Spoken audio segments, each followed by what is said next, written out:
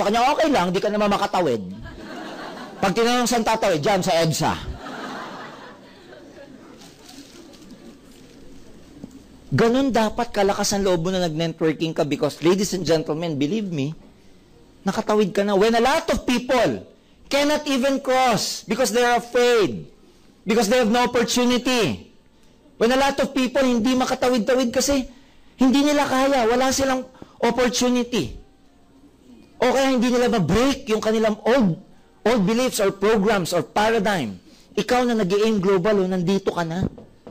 Kaya kahit hindi ka successful, dapat, kahit hindi ka pa successful, kahit na tinatrabaho pa lang natin ang network mo, dapat thankful ka na. Grateful ka na dapat. Kasi nakatawid ka na. Kaya sasabihin mo, yes, nakatawid na ako.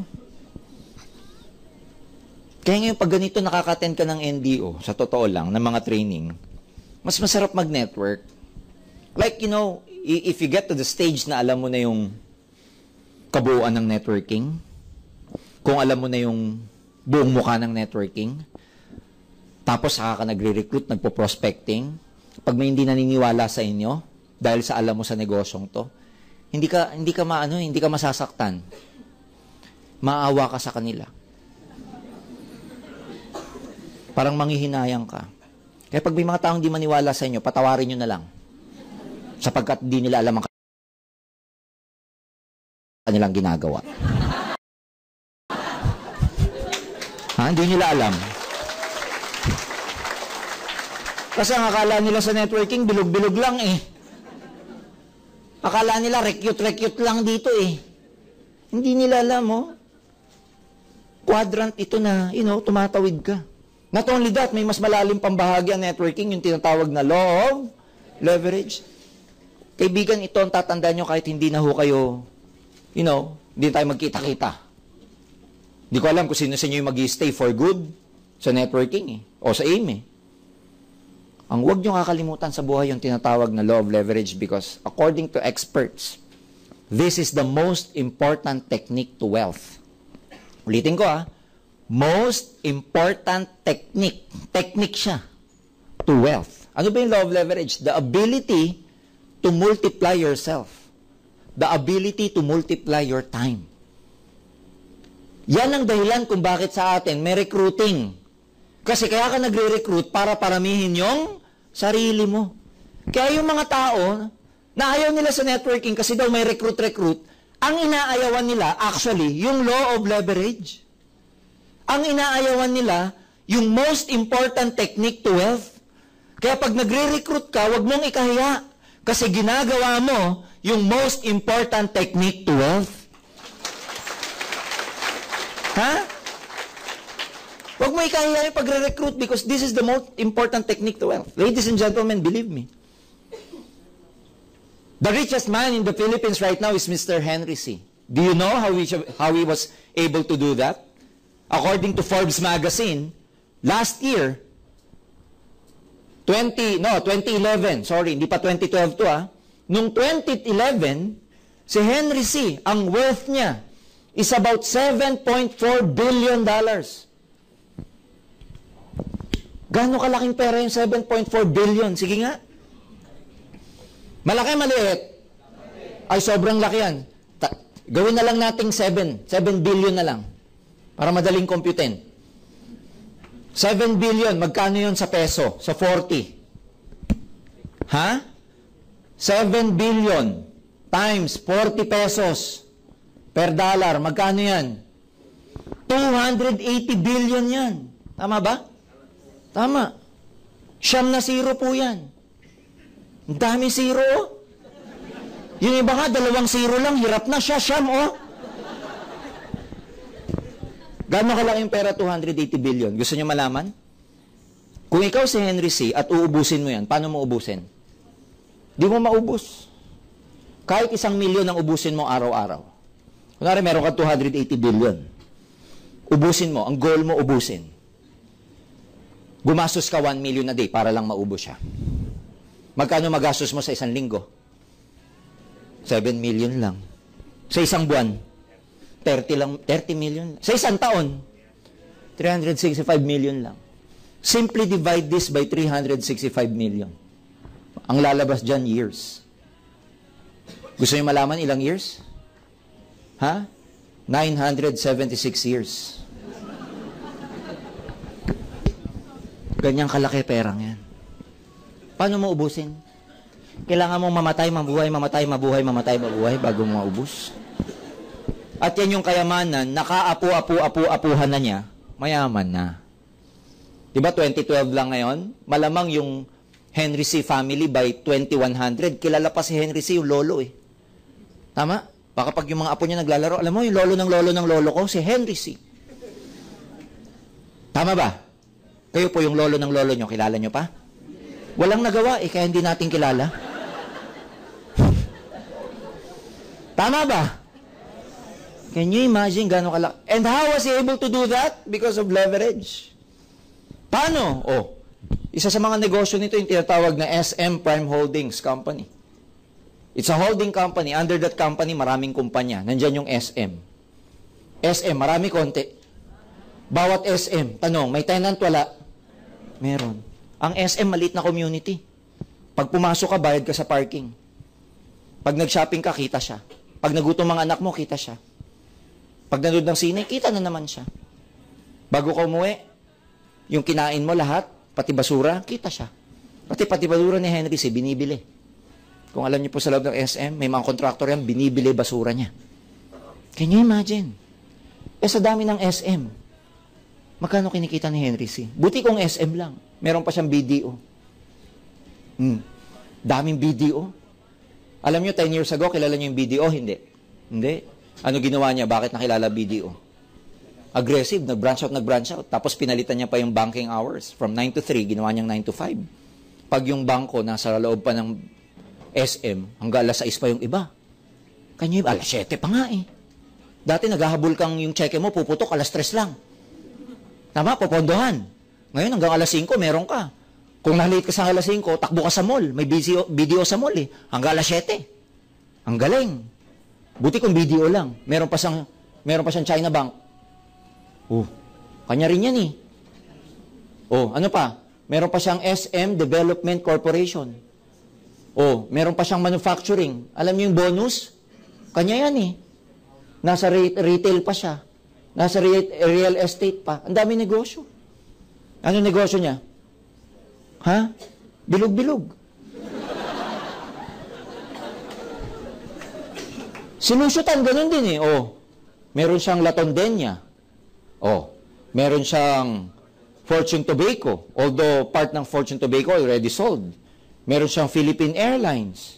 Although, ayan, majority stakeholder na lang siya dyan. Meron siyang PNB. Oh, meron siyang Allied Bank. Oh, meron pa siyang Asia Brewery. Oh, meron pa siyang Eton. Meron pa siyang Century. Ang dami. Ano negosyo? Bilog-bilog. Meron pang isa, yung mga Ayala. Oh, Ayala, ano negosyo? Oh, BPI, ang dami. Leverage ang tawag dyan. Ayala Life, ang dami rin. Ayala Land, ang dami rin.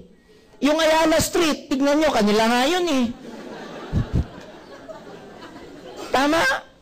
O lahat ng nagre-renta dyan, eh, nung araw kasi, nung Spanish era, wala din naman kasi Makati Business District yan eh. Dati ano yan eh, Patag, Bukid. Itong mga Kastila, nagsipagbilihan ng ekta-ektaryan lupa. One day yun na naging Ayala. One day yun na naging Makati. O di ang yaman nila ngayon. Ano negosyo? Pilog-pilog.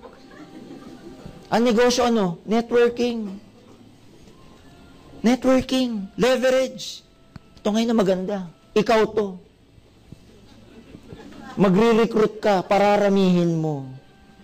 Magre-recruit ka, pararamihin mo. Magre-recruit ka, pararamihin mo. O tanong, ano negosyo mo? O di pareho nila, payaman ka rin sa negosyong ito. Ha? Tama ba? May pagkakaiba? Pagkakaiba lang sila, yung infrastructure, physical. Ikaw, tao. Can you imagine, yung isang top distributor natin dito, hindi ko sasabihin ng pangalan, si Joseph Lim. Can you imagine the guy at 29, ang average monthly income is 1.5 million. Average. A month. Looking back, ladies and gentlemen, anong negosyo meron ka dapat sa traditional business para kumita ka ng 1.5 million a month? Talo pa nito franchise ng McDonald's eh. Talo pa nito franchise ng Jollibee. Na magkano franchise ng Jollibee? 20 million. Ni hindi kikita ang isang Jollibee ng 1.5 million? No! At 20 million capital investment, magkano kinikita ng isang outlet ng Jollibee? Probably 500,000. But in AIM Global, it's 1.5 million. Magkano po unan? 7,980. Pinangutang pa. Hindi pa niya sariling pera. You get the point? Kaya siya big business. Bakit? Ano dahilan? Leverage. Yun ang hindi alam ng maraming tao. Kaya ngayon, alam mo na to, ang sarap mag-recruit, tsaka ang ginagawa mo pala, yung pinaka-importanting technique sa lahat. Leverage. Kaya ngayon, alam nyo na. Pag may hindi naniwala, ano sasabihin nyo? Okay lang. Di mo naman alam yung leverage. Pag tinanong anong leverage, basta. Mamatay kang dukha. Pay-in ka muna, tuturo ko sa'yo. Ha? Nakuha nyo ba? Oh. 1.5 oh. May isa pang kumikita sa amin. Tinignan ko mga income nito kasi tagaloob ako eh. Tinignan ko yung accumulated income ng mga taong to. Isang taon kumikita 16 million. From January to December, ang accumulated income, 16 million. Di ko sasabihin kung sino. Kasi more than 16 million siya. Ayan, no? Si Charles Langurayan. Ayan, no? Ayan, tayo ka nga, Charles. Tayo ka, oh. For so many years, this was our top distributor, Charles Langurayan. Ilan taon ka na, Charles? 29. 1 year lang ang tandaan niya sa akin. Can you imagine? Ha? Charles? Can you imagine, guys? Simpleng tao, taga Iloilo. Ang ganda ng kwento. Working student pa. Can you imagine? Saan mo, bakit sila yumaman ng ganito? Leverage. Kaya nga ito yung sinasabi ko eh. Kung hindi ka may expose sa networking, tapos ang alam na sweldo mo lang, 10,000 hanggang 20,000, buwan-buwan, uulitin ko, 10 to 20,000 pag hindi ka na-expose sa networking, obsolete na yan. Naalala nyo yung Earth revolving around the sun? Ito yun. Obsolete. Okay, magagalit, but that's the truth. Because, pag nagde-depend ka sa wage, katulad ng sabi ko, wages, wala kang leverage. The person who gets the most leverage sa corporate, alam nyo kung sino? The president. Siya yung may pinakamaraming leverage. Kasi na-multiply niya oras niya sa VP niya, AVP niya, sa managers niya, sa clerks niya, supervisors niya, and then rank and file. Kaya malaki sweldo niya. Yun nasa taas. Diba? President, oh, ito. President, oh. May VP, assistant vice president, mga manager, supervisor, assistant supervisor, tapos rank and file na rito. Oh. Dito, sa structure na yun, ang kumikita na malaki yung presidente. Kasi siya yung may leverage sa lahat. Pag nasa rank and file ka, ma-leverage mo pa, sarili mo. Di na, pag clerk ka, ano kukunin mo? Sub-clerk? Hindi pwede. Tama o tama? Kaya alam nyo kung may tunay na pyramiding, hindi networking. Ang tunay na pyramiding, corporate employment. Hindi kayo pinatatamaan ko, ha? Yung katabi nyo. Eh, yung katabi mo, ikaw din katabi, kaya ikaw din yun. Tumamala. Bumalandra lang. Nakuha niyo ibig sabihin? So, we're trying to educate you, ladies and gentlemen, na, you know, you can never work for someone else for the rest of your life. I'm not trying to tell you to leave your job. No. What we're saying is there is a better option. Ilan ba sa atin diting araw-araw nagre-reklamo sa trabaho, sa sweldo, sa kumpanya, sa boss, sa sweldo mo, pero magugulat ka araw-araw, pumapasok ka pa din. Reklamo na reklamo, pero pasok ng pasok. Nai-stress ka lang, kaibigan. Tatanda ka lang dyan.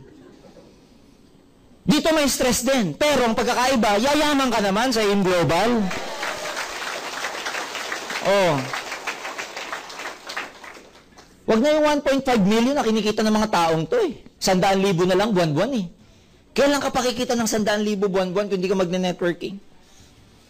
Kaya nga sabi ko sa inyo, di ba? Sabi ni Victor Hugo, there is no more powerful than any idea whose time has come. Wala na daw hihigit na mas powerful pa sa isang idea na dumating na ang tamang oras niya. Mga kaibigan, dumating na po ang tamang oras ng networking. Hindi na mapipigilan ang pagputok ng AIM Global sa buong Pilipinas. Hindi na. Ito yun. Bakit? Ano sikreto namin? Leverage. Kaya mamayang gabi, yun, sasabihin nyo lagi sarili nyo, leverage, leverage. Pag napanaginipan nyo, leverage. Pag ginising ka ng nanay mo, ano yung sinasabi mong average, average, ha? Sabihin mo, leverage, ha? Oh, it can be a career. Long-term itong negosyong to. Ako, 17 years na. Can you imagine? Full-time na 17 years. Kasi pag sinabing career, ano yung mga yan? Halimbawa, nursing, nurses, career ba yan? Yes. Engineer or engineering career? Yes. O kaya geology o mga geologists, doctors, career yung mga yan, di ba? O kaya soldiers, politicians. Pag sinabing career, yan yung path, pangmatagalan. Teachers, ayan, career din yan. Teaching, career yan. Engineering, lahat, ang daming career eh. Ibig sabihin, yan yung type na pwede mong simulan hanggang lisanin mo yung mundong ito, yun pa rin ang ginagawa mo. It can be a profession, in other words. Well, let me tell you, ang networking, hindi ito natatapos ang pagre-recruit lang. Career ito, pwede nyong ipalit sa trabaho ninyo at mas maganda and di hamak na long-term pa. In the States alone, alam nyo, pag nagpunta kayo sa Amerika, kasi sa Amerika, doon nagsimula networking eh. So kung tayo, nandun pa tayo sa stage ng rejection and persecution, sa Amerika po, nasa stage na siya ng persecution and acceptance. Pag sinabi sa States na networker, when you see networkers in the States, they are very sharp. Pag sinabing sharp, babae, naka-blazer, naka-dress, karil talaga. Pag nakita mo mga lalaki, coat and tie, mga networkers doon. At pag nag-recruit, bibigyan ka ng calling card lang. Na-recruit ako, taga-Amoy. Nagsi-CR lang ako. Paglabas ko ng CR, may lalaki lumapit. Bigyan ako ng calling card. Very sharp. Kung gusto ko daw kumita ng extra income, etc., blah, blah, blah, binigyan ako ng calling card. Very proud. At sa States, pag nalamang networking ang profession mo, laki na respeto sa'yo ng kapwa-tao mo kasi alam nila may pera ka at may time freedom ka. When most Americans are working for like 2 to 3 jobs, pag alam na networker ka, may time freedom ka. Kaya iba tingin ng networking doon? Professional. Pag sabi mong networker ka sa States, it's a decent job, it's a decent career, it's a profession. Dito lang naman pag sinabing networker ako, ew. Kasi, uulitin ko, hindi naman sa masakit yung term, but a lot of people are ignorant about this industry. They lack the knowledge. Pag sabing ignorant, di bobo. Pag sabing ignorant, kulang lang sa information. Pero darating at darating sa panahon na pag sinabing networker ka, titingalain ka ng maraming kapwa-tao natin sa Pilipinas. Totoo yan. Bakit ko alam yan? 2 weeks ago, a week ago, I was in SM Cinema down in Santa Mesa because yung faculty po ng marketing ng buong PUP, they conducted a symposium about network marketing. First year high school to fourth year college. First year college to fourth year college, ang audience ko. Punong-puno yung theater. Symposium about networking. Sinasama na sa curriculum ng academe ngayon. Dati hindi mo ito makikita na ganun. Ngayon, kasama na sa academics. Nag-enroll ka sa Lasal, elective course, 3 units, marketing, networking. Sa AIM, Asian Institute of Management, postgraduate studies, 2 weeks pag-aaralan mo ang networking. Ang mga nag-enroll po doon, mga presidente ng kumpanya, mga executives sa AIM. Ateneo de Manila is the same. They're offering about networking. Pagpunta kayo ng University of Illinois in Chicago, it's about networking. So, sumasama na siya ngayon sa academe. That's why, it's a long-term career. Kaya huwag kayong matakot. Kung natatempt kayong mag-resign, Huwag kayong matakot. You're in good hands. Long term ito. Hindi ko naman sinasabi mag-resign kayo. Huwag po. Gabi na, bukas na. No risk? Bakit walang risk yung negosyo? 7,980. Georgian, baka masayang ang time namin. Hindi. Kasi kahit hindi ka mag-aim global, lilipas ang panahon. Hindi naman ito yung tipong pag hindi ka nag-aim global, hihinto na ang panahon eh. Mag-aim global ko, hindi, lilipas ang panahon. So can you imagine? Anong risk mo sa negosyong ito? Madami ka pa matututunan. Dami mo mauwin na friends. Magbabago perspective mo sa buhay. Kasi may mga trainings kami dito, mag-iiba pananaw mo eh. You'll be more positive. Tuturuan namin kayo ng mga iba't ibang mga laws of the universe. That's how to run your life. I-align namin kayo sa success ninyo. Can you imagine? Wala kayong risk sa negosyong ito. Ang risk, baka yung credibility nyo masira. Well, risky yung credibility nyo na masira pag ang pinasok nyong networking, hindi credible na networking. Pero dahil AIM Global ang pinasok nyo, hindi kayo masisira dito kasi good record ang Alliance in Motion. Wala tayong nilokong tao. Wala tayong nilokong tao. Wala tayong nililinlang. Wala tayong fraud. Not even a single lawsuit has been filed against us. We were never featured in any documentary and, investigative journalism or whatever. Wala po tayong mga ganon.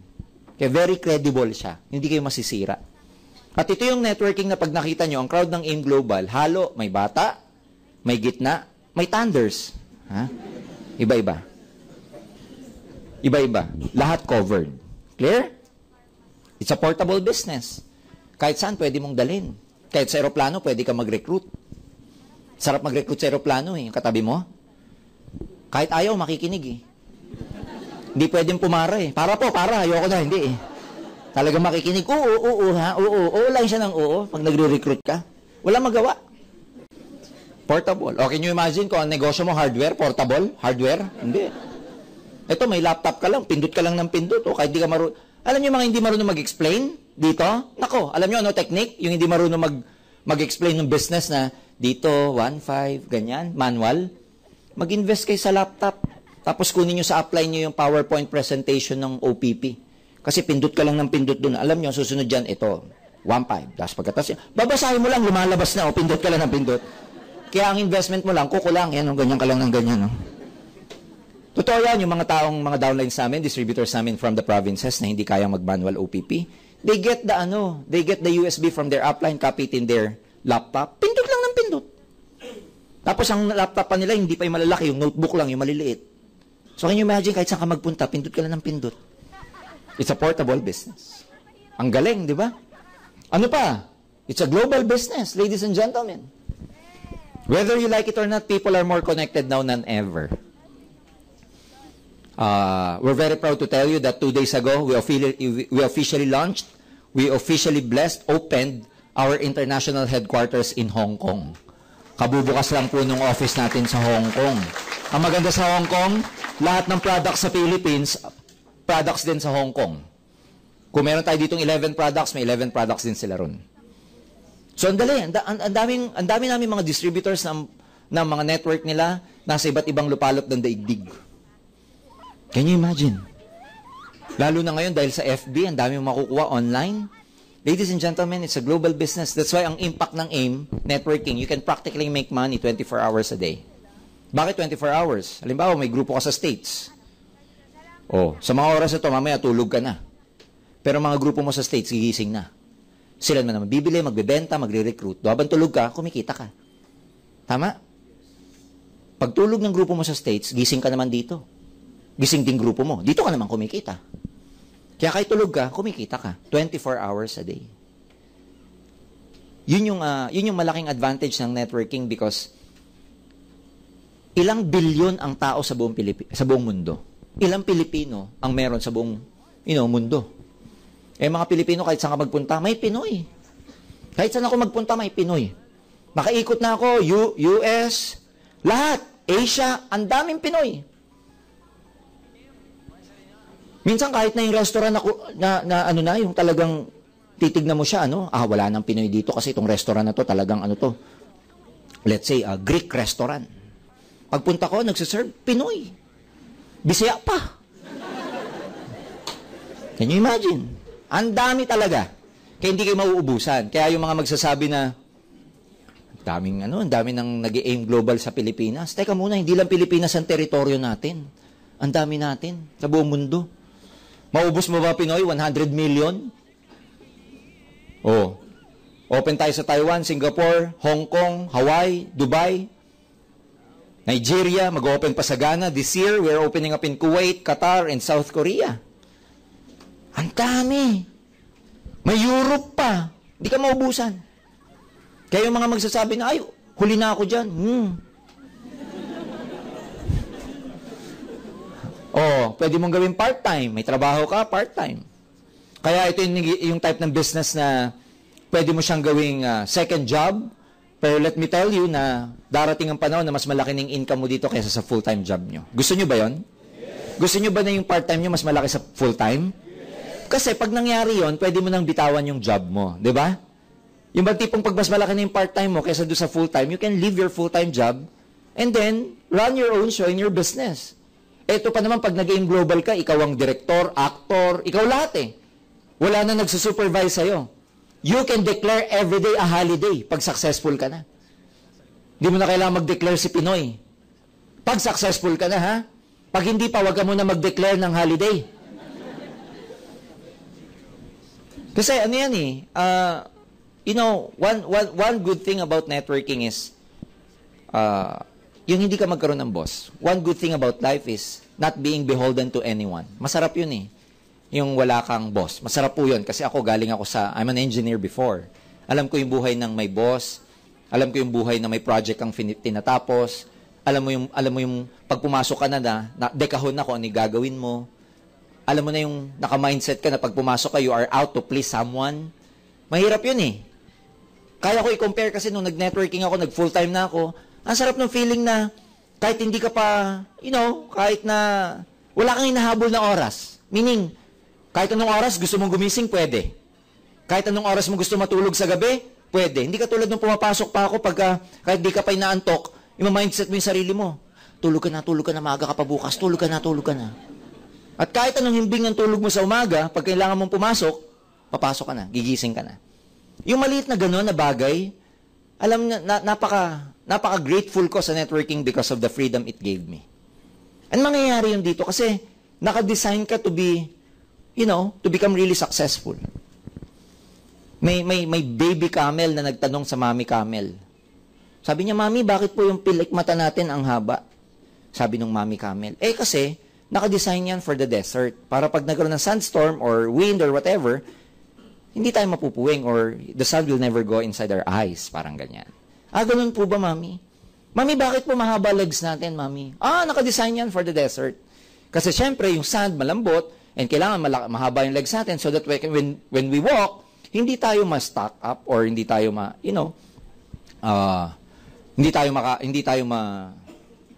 parang tawag dito. Oo. Ganun po ba? Mami, bakit po mataba yung back natin? Well, nag-store tayo ng fat and water dyan so that, pag nasa desert tayo, we can survive kahit na wala tayong source of water. Ganun po ba, Mami? So, lahat pala ito nakadesign sa desert. Sabi ng Mami, oo. Bakit po nandito tayo sa zoo, Mami? You get the point?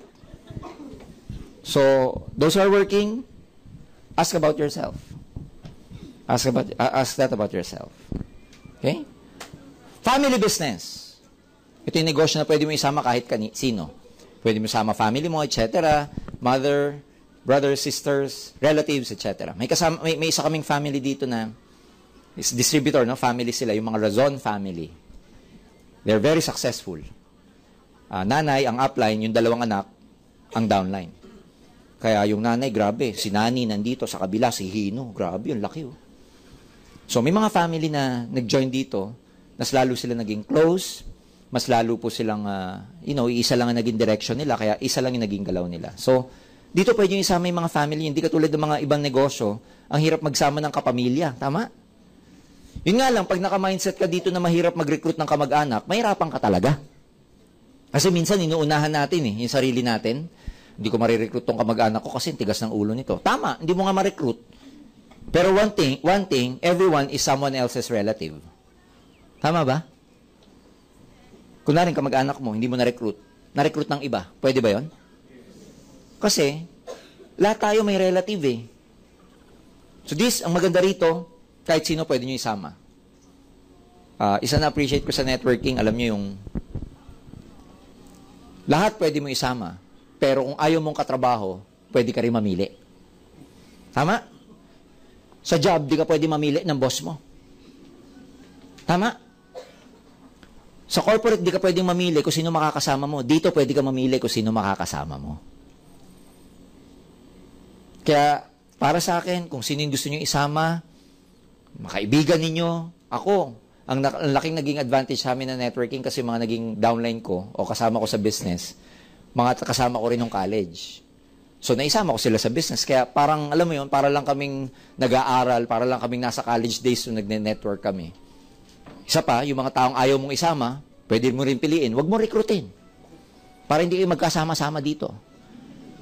Marirecruit nga lang ng iba, magkakasama pa rin kayo. Di ba? Ayan, so, yun yung pinakita ko kanina.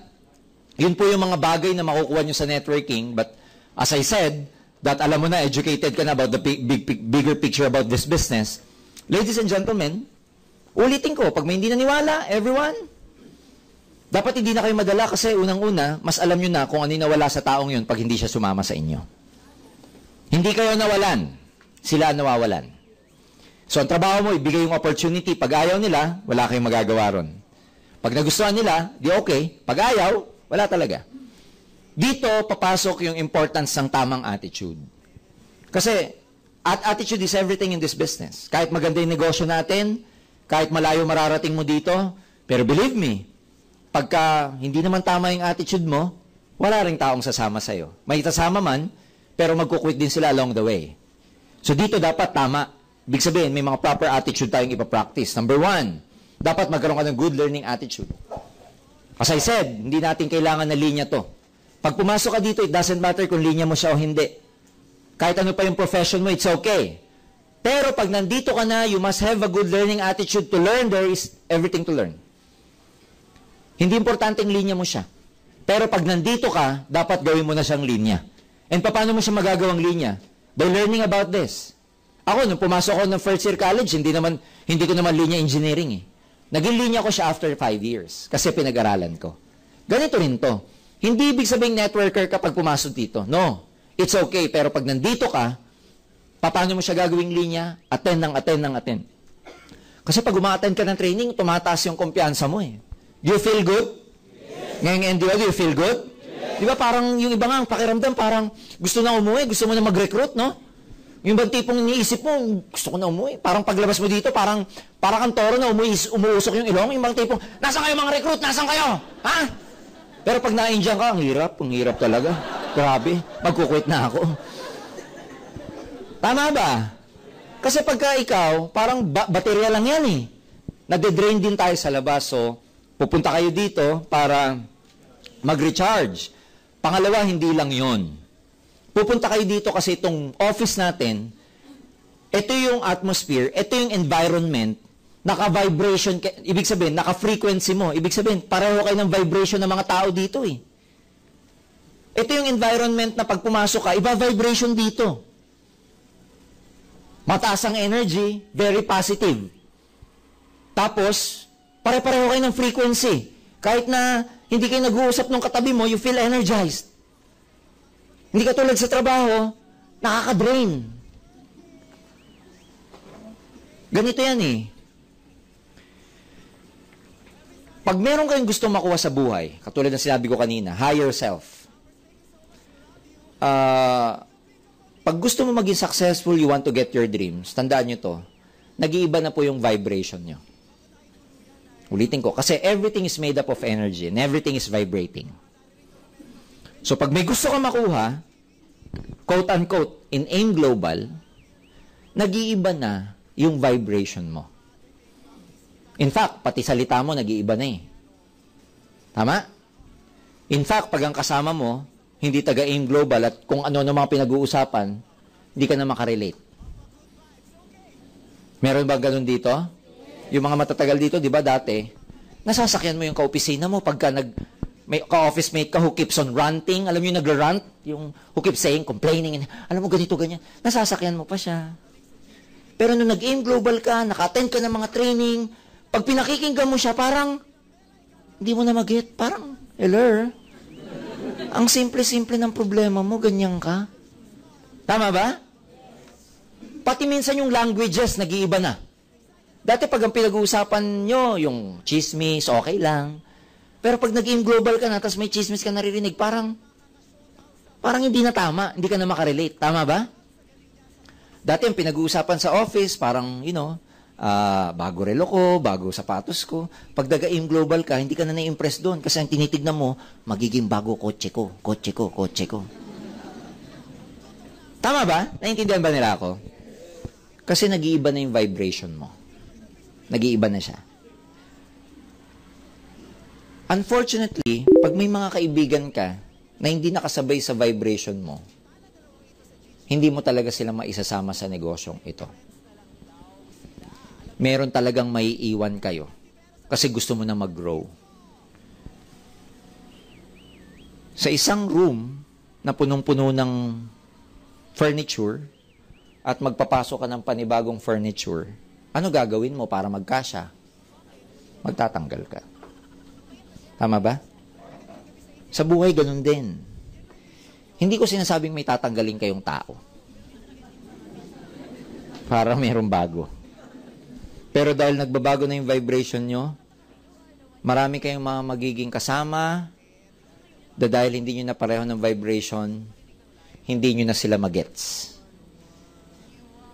Kaya pag pumupunta kayo dito, ang nakakasama nyo dito, yung kaparehas nyo ng vibration. That's why you feel good when you are here. You feel at home when you are here. Kasi tumataas na yung level ng vibration nyo. So, ganun din. By having a good learning attitude, again, pataas pa ng pataas yung vibration na yan. Kasi pag ang caterpillar naging butterfly na, yung butterfly, hindi na pwedeng makibarkada sa caterpillar. And at the same way, yung caterpillar, hindi niya na pwedeng maging barkada yung butterfly. Tama ba? Kaya marami talaga kayong kaibigan na sa ayaw at sa gusto nyo, hindi nyo talaga maisasama dito. At hindi talaga nila kayo maintindihan, at hindi mo rin sila maintindihan kung bakit ayaw nila dito. Kasi magkaiba na ang vibration nyo. Dahil ikaw, ang vibration mo, payaman na, kaya nag-iiba ka na. Ha? Clear? So, pag nag-iiba ka ng vibration, nag-iiba talaga eh. Nag-iiba. So, have a good learning attitude, ladies and gentlemen. Kasi dyan mag-iiba yung mundo mo. Dyan mag-iiba yung environment mo. Dyan mag-iiba yung isip mo. Dyan mag-iiba yung attitude mo. Dyan mag-iiba yung principles mo. Diyan may align yung tamang principles para maging successful ka. So have a good learning attitude. Number 2, commit. Commitment talaga to. When you say commitment, walang hintuan. Walang quitan. Alam niyo yun? Never ever quit.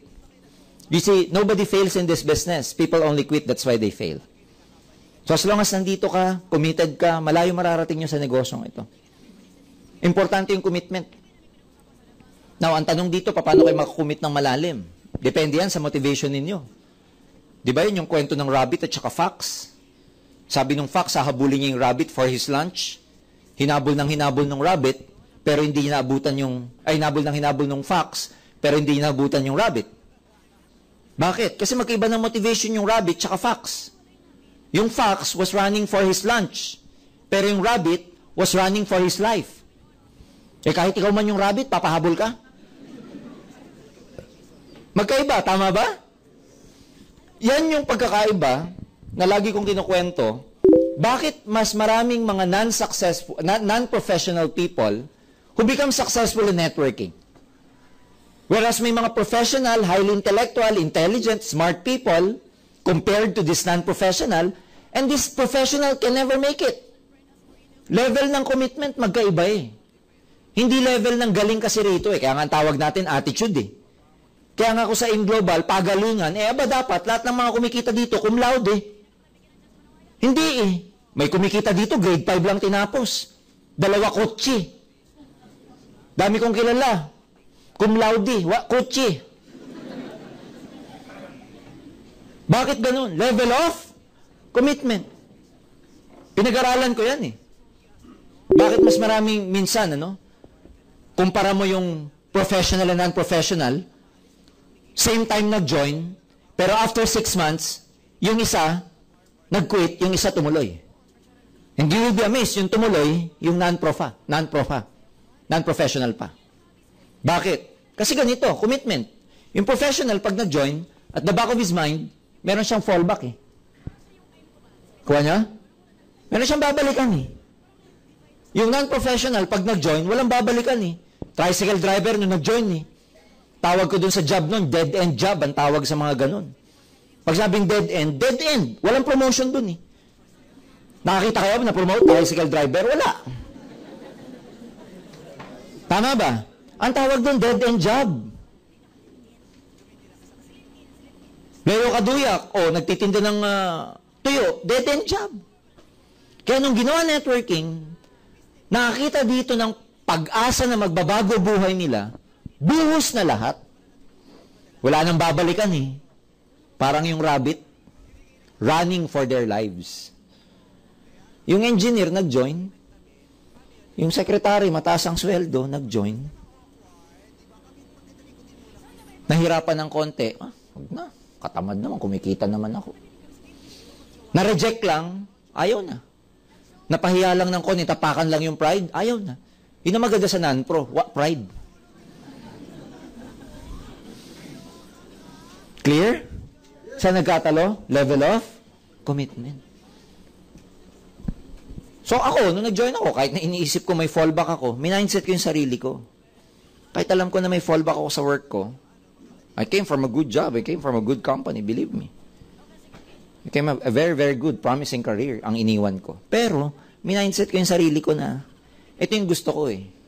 Dito ko makukuha yung mga pangarap ko in a shorter period of time. Kaya, buhos, galing. Alam niyo yun yung commitment na when Julius Caesar was trying to conquer Europe, ang pinasok niya Sicily. He got about 10,000 soldiers behind him. But upon landing, pagdating nila sa Sicily, they were faced with about 100,000 opponents. 10:1 ang ratio. 10,000 sila, kalaban nila 100,000. And his generals were telling him, "Sir, let's just go back to Rome and, ang gawin natin, pag balik na lang tayo with more reinforcements." Ano sabi niya? Julius Caesar, being a military tactician, ano ginawa niya? Pina-form yung mga soldiers niya, fronting the shore, na yung mga ship nila nasa harap ng mga soldiers. So, may mga soldiers nakaganyan, nasa harap nila yung kanilang ship. Then Julius Caesar started setting the ship on fire in front of those soldiers. So kung ikaw yung kawal, yung barko mo, sinunog sa harap mo, ano magiging motivation mo? Ha? Wala retreat na to. Tama ba? Alam mo lang yun mo, no? Ang tawag doon, commitment. Patay kong patay. O yun, the rest is history. He conquered almost half of Europe because of commitment. Patay kong patay. In global, pareho lang. Ano commitment mo rito? Patay ba kung patay? O baka mamaya niyan, pag nahirapan ka na, gusto mo lang to pag good time. Pagka nahirapan ka na, ayaw mo na. Pwede. Believe me, half of your journey towards your success will be faced with a lot of challenges. So pag hindi ka ready, pag wala kang commitment, bibigay ka rito. So commit. Commit. Never quit. Pag uwi nyo mamayang gabi, tabi mo sarili mo, salamin, sa banyo. Sabi mo, you will never stop until you become a global ambassador. Sabi mo. Sabi mo yun. Doon sa tao nakita mo, ha? Sabi mo, kausapin mo yun. I will never quit until I become a global ambassador. Make sure lang tulog na mga tao sa bahay nyo. Kasi mamaya marinig ka ng nanay mo, nagsasalita ka mag-isa. Lalo magagalit sa AIM. Sabi ko na nga ba yung AIM Global niya, babaliw na yung anak ko eh. Nagsasalita na mag-isa. Ha? Commit. Believe. Believing is very important in this business. Kasi ang belief ang papalit sa doubt ninyo. Believe, ladies and gentlemen. Dito papasok yung law of attraction eh. What you believe, yun ang na-attract nyo. Ang mind natin, the universe operates in such a way, hindi niya alam kung ano yung positive and negative. Hindi niya alam kung yung iniisip mo, gusto mo o ayaw mo. Basta kung ano yung lagi mong iniisip at pinaniwalaan mo, yun ang ibibigay niya sa'yo. Whether positive o negative yun. That's how the law operates. Ganun yung law of attraction. Kaya kung gusto nyong yumaman, don't tell yourself, I want to become rich. Dapat you feel rich already. Because pag lagi mong iniisip, I want, when the universe will keep you in a place of always wanting. Ganun yung law of attraction. So believe. Because what the mind can conceive and believe, it can achieve. Kung ano daw yung naisip mo at pinaniwalaan mo, nagiging totoo. Biblical pa yan. Ayan o. Everything is possible for him who believes. Saka maniniwala. Siyempre, niwala ka sa company. Well, we are very proud to tell you, we happen to be the largest and biggest networking company right now in the whole Philippines. Believe in the company. We're very stable. Ladies and gentlemen, 7 years na yung sistema natin. Hindi na tayo nag-experiment. Meron tayo talagang sistema. Hindi na tayo, ito yung trial period ng networking. Tapos na tayo dyan. Tayo po meron ng effective platform. May plataforma talaga tayo kung paano gagawing successful ang mga distributors. We're very happy to tell you, meron tayong mga trainings. Ini-equip namin kayo ng right tools. Ini-equip namin kayo with the right infrastructure, support system. Ladies and gentlemen, how can we go wrong? Ang captain of the ship natin, itong tatlo, vast ang experience nila sa networking. Gagawin mo, sasabay ka lang. Kaya importante dito yung malaki paniniwala mo doon sa company para hindi ka matempt. Hindi totoo yung pag ang company mas bago, mas maganda. Never. It's an old myth in networking. Matagal na pong yan, haka-haka na mas bago, mas maganda. No.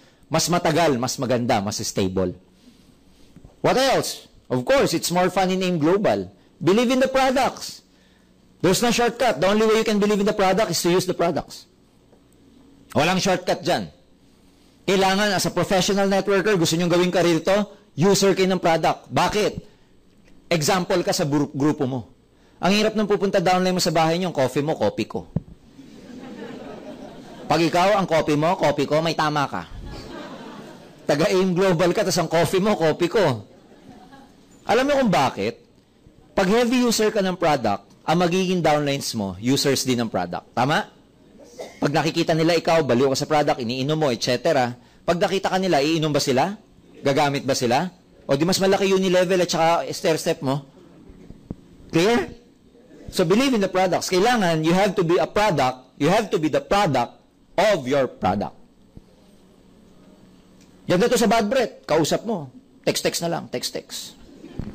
Kasi bad breath ka. Hindi ka nagtutoothpaste nung toothpaste natin. Okay? Oh, of course, believe in your upline. They are your roadmap to success. Sila magtuturo sa inyo. Sila yung coach ninyo. Maganda dito yung you fully trust your upline. Kasi minsan, pagka may trust ka sa upline mo, kahit hindi mo alam kung saan kayo pupunta, basta may trust ka, you will never question him or her. Tama ba? Parang tayo nung bata, dahil we fully trust our parents, kahit saan tayo magpunta, kampante tayo kasi hindi tayo pababayaan ng parents natin. Tama? Yung bang tipong kahit i-itcha ka ng gano'n, natutuwa ka pa nga eh. Ikaw ngayon, itcha ka ng upline mo, matutuwa ka? Pag hindi ka natuwa, wala kang tiwala sa upline mo. Tama? Totoo yun, di ba? Baka mamaya naman kasi pag initcha ka, tatalikuran ka pala ng upline. Believe in your upline. Kasi, ang mga uplines, alam nyo, tao din. They commit mistakes, may pagkukulang din. Walang perfect. Huwag nyong hanapin yung kakulangan nila. Huwag nyong i-highlight kung anong weakness nila. Mahirap maging upline. Kasi, yung upline, iniisip niya lagi yung kapakanan ng downline.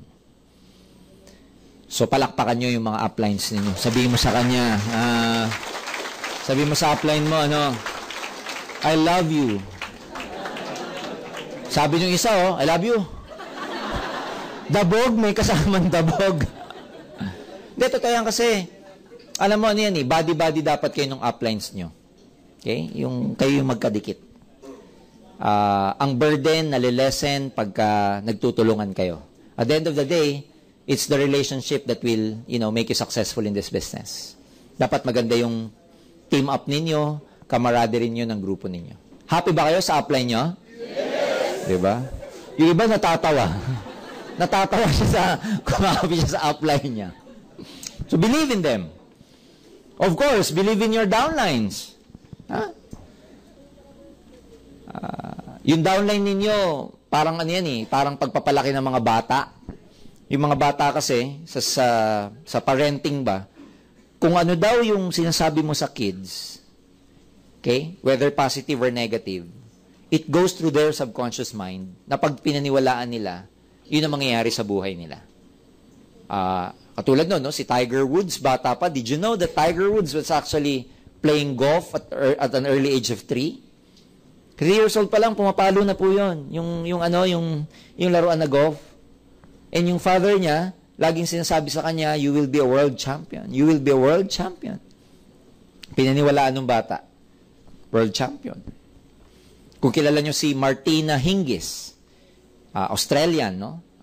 She happens to be the youngest Wimbledon champion sa ladies division.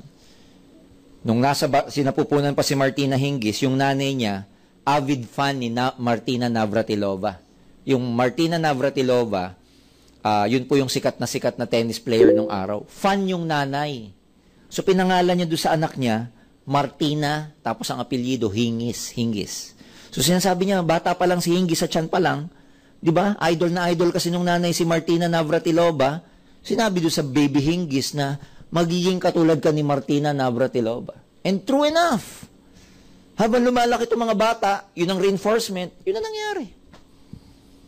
Totoo yan, scientifically it was proven. Yung mga singers, mga anak nila, more than the genes, ang sasabihin, yung anak kasi, pinaniwalaan niya yung nanay niya, magaling kumanta, tapos sinasabi pa nung nanay, it's in the blood, pinaniwalaan ng anak, magaling na singer din yung anak.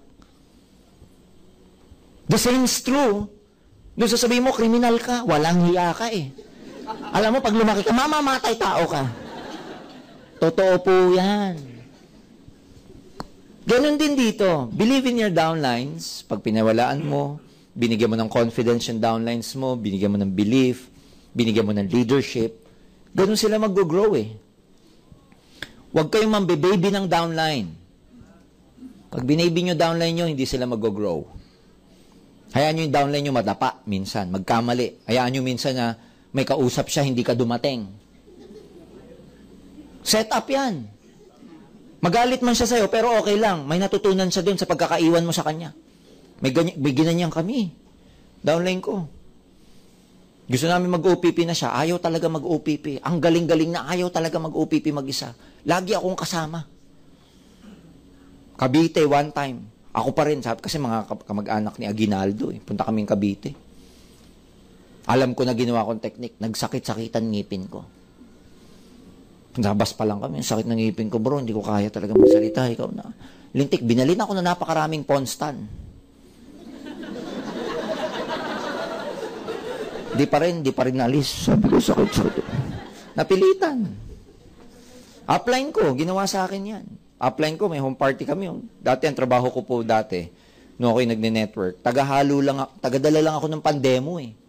Yung mga baso, mga ganun, pandemo. Kunwari, betadine, puputi. Yun, ganun lang ako. Tagahalo lang ako. Ito yung audience. Tagahawak ako. Siya nandyan. Taganyan ako. Ganyan lang ako. Pagtapos na, takbo ako sa kusina. Kuha na naman ng tubig. Ganun lang. One time, nag-home party kami. Patapos ng home party, sabi sa mga tao, gusto nyo ba bumalik ako dito sa Sunday? Siyempre, sabi ng mga tao, yes!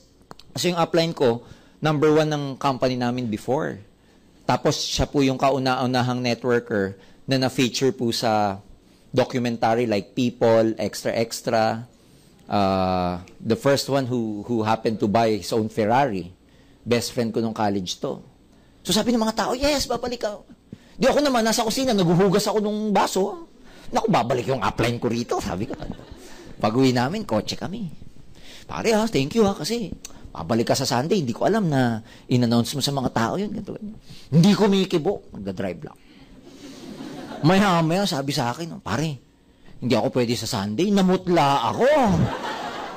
Sabi ko, naku ba naman, bakit in-announce mo pa? Sabi ko, paano yun? Pinakita sa akin yung diary. Parang tingnan mo to. May schedule ako sa Lions Club sa Batangas City. Tagal nang nakaschedule niyan eh.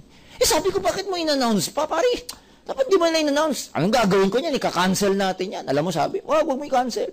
Sabi ko, sino magtutok? Sabi sa akin, ikaw, naku, lalo ako namutla. Sabi ko, pare naman, wala namang ganyanan. Sinumbatan ko na, kala ko ba best friend kita, tapos iiwan mo pala. Galit na galit ako. Paggatid sa bahay namin, di ako kumikibo. Paggatid ko sa bahay namin, alis ako sa kotse niya, dabog pa ako, bang! Pero pag siya speaker sa office, 1 week pa eh.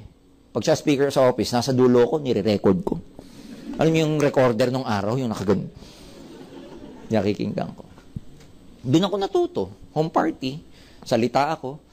And dahil pinabayaan niya ako, doon ako natutong magsalita mag-isa. And from there on, hindi ko na siya nakasama sa mga home party ko. Doon ako lumaki. So minsan gaganunin ka ng upline mo rito. Ang tawag doon, scripted. It was staged na pababayaan ka. Alam mo kung bakit? Ano yan? Nature, even nature has its law. Yung mga eagle, alam nyo ba? Yung mga eagle, yung mga batang eagle, pag nasa nest pa, halimbawa yung mga batang eagle, pag yung nanay nila went on to hunt for a prey, babalik yan sa nest niya, tapos isi-shred niya, let's say, rabbit. Isi-shred niya yung meat ng rabbit, tapos isi-shoot niya dun sa bunganga ng mga inakay niya. Alam niyo yan? Ayan. Habang bata pa ito. Pero alam mo, ginagawa ng eagle, yung mother eagle, para itong mga to, umalis sa nest, yung nest, nilalagyan ng tinik. May tinik yan sa ilalim. Ang pagkakagawa ng nest na yan, may tinik talaga siya. Pero, ang ginagawa ng nanay na eagle, pagkat lumalaki na yung mga anak niya, nilalabas niya na yung mga tinik na nilagay niya. Para, maging uncomfortable to mga eagle na maliliit. And eventually, para lumipad sila. Ganong kagaling. Even sa nature, ginagawa yan. Yung mga sheep, nakakita na kayo ng painting na yung shepherd, buhat-buhat niya yung sheep niya? Nakakita na kayo ng ganong painting. Yung ibang sheep, madami yan eh.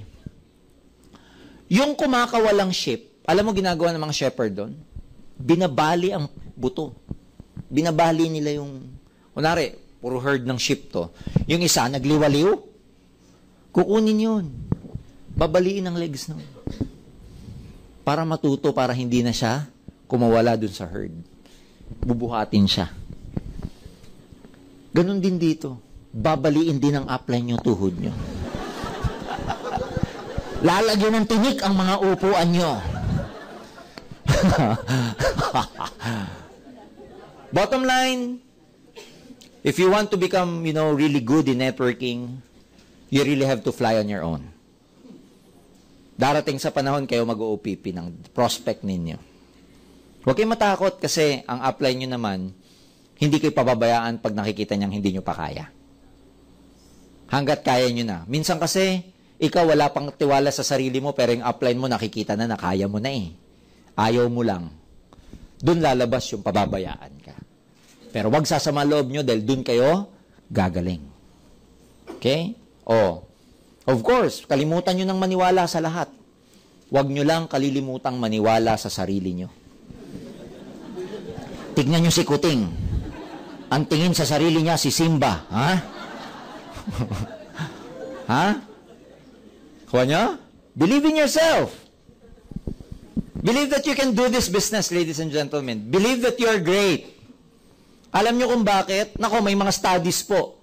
Deeper science to. Pero may mga studies kayang i-program ng tao ang DNA niya. Based on his thoughts.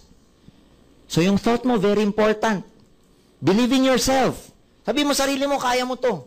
Imagine, bago kayo matulog, ganito gawin mo. Imagine mo, nagtutok ka sa maraming tao. Bago kayo matulog, imagine, ang dami mo ng downline. Ang tawag doon, creative imagination. Kasi lahat ng bagay sa mundo, bago magkatotoo, nagsimula muna sa utak. Alam niyo yung mga ginawan ho ng ginawan ng experiment. Yung Group A tsaka Group B. Yung Group A, nag-practice sila na nag-shoot ng bola.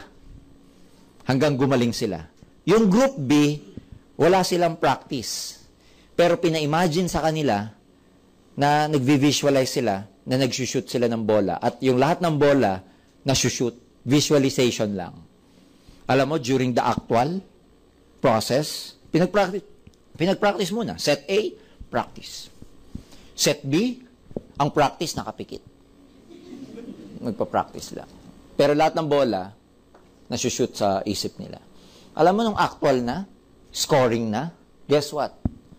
Yung nag-visualize na lagi na-shoot ang bola, yung set ng students na yon, sila ang mas matasang score kesa dun sa tunay na nagpa-practice.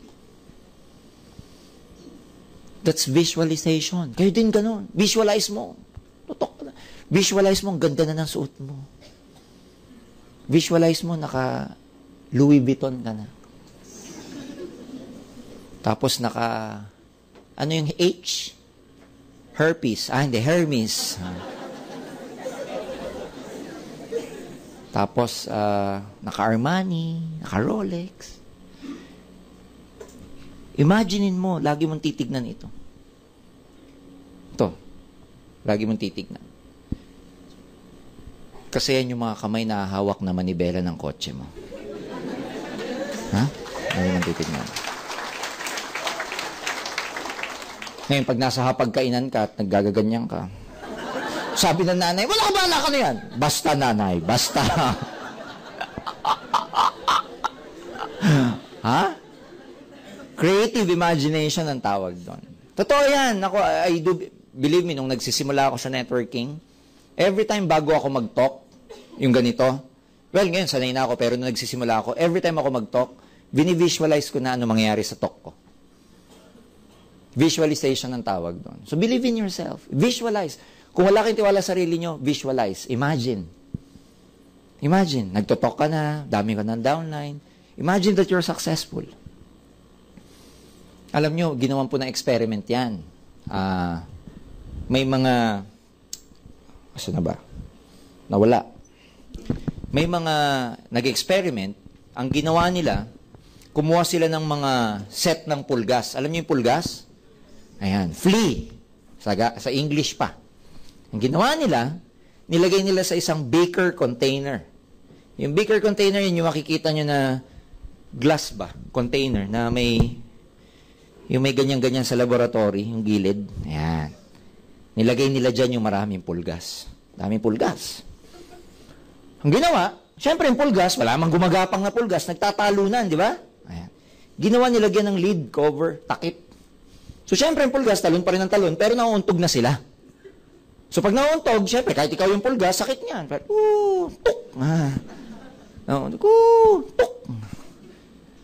So, alam nyo, after several weeks, they perfectly set their minds na yung talon nila hanggang dun lang sa hindi sila mauuntog. In other words, natansya nila. Na-set nila yung mind nila such that after several weeks, tinanggal tong lid na to, yung cover, yung talon nila hanggang dito pa din. Hindi pa rin lumalagpas. Totoo po yan. Kasi akala nila meron pa ring cover. Ang tawag dyan, self-imposed limitations. How many of us here na naglalagay tayo ng limitasyon sa sarili natin? Alam nyo, kaya maraming hindi umaasenso sa networking, utak pulgas eh. Hindi ko kaya, mahihain ako, wala akong ma-recruit. Alam nyo, beware of the words you use in this business. Hindi lang in this business, beware of the words you use. Everywhere, kahit sa bahay kayo. Ang words may power. In the beginning, there was word. Di ba? Word lang eh. Let there be light. Nagkaroon ng light. Word lang yun. In the beginning, there was a word, and the word was with God. Beware of the words that you use. May weight yan. May weight yan. Kaya, I have trained myself so much in this business na over the years, pati negative, hindi ko pinapapasok sa tenga ko. I never read newspaper. Hindi ako nagbabasa ako ng sports. Tsaka yung I especially love the column of Francis Kong every Sunday sa Philippine Star. It's very good. But yung headlines, etc., hindi ko alam yan. Why? Because whether you like it or not, every negative thing, words that you read, hear, and see, they impact our brain. Whether you like it or not. Kaya, alam nyo, maraming tao, walang tiwala sa sarili. Alam nyo saan galing? Nung bata. Paano tayo tinrain nung bata? Pag may bisita, ano sasabihin sa'yo? Doon ka sa kwarto. Tama, di naging mahiyain ka ngayon. Kasi pag may bisita, ang structure mo, hide.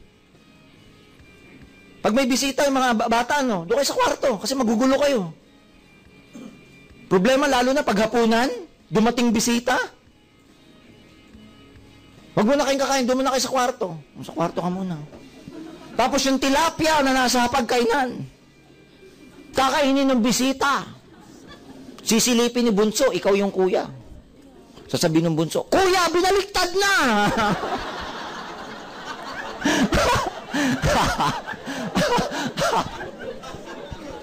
Binaliktad na yung tilapia.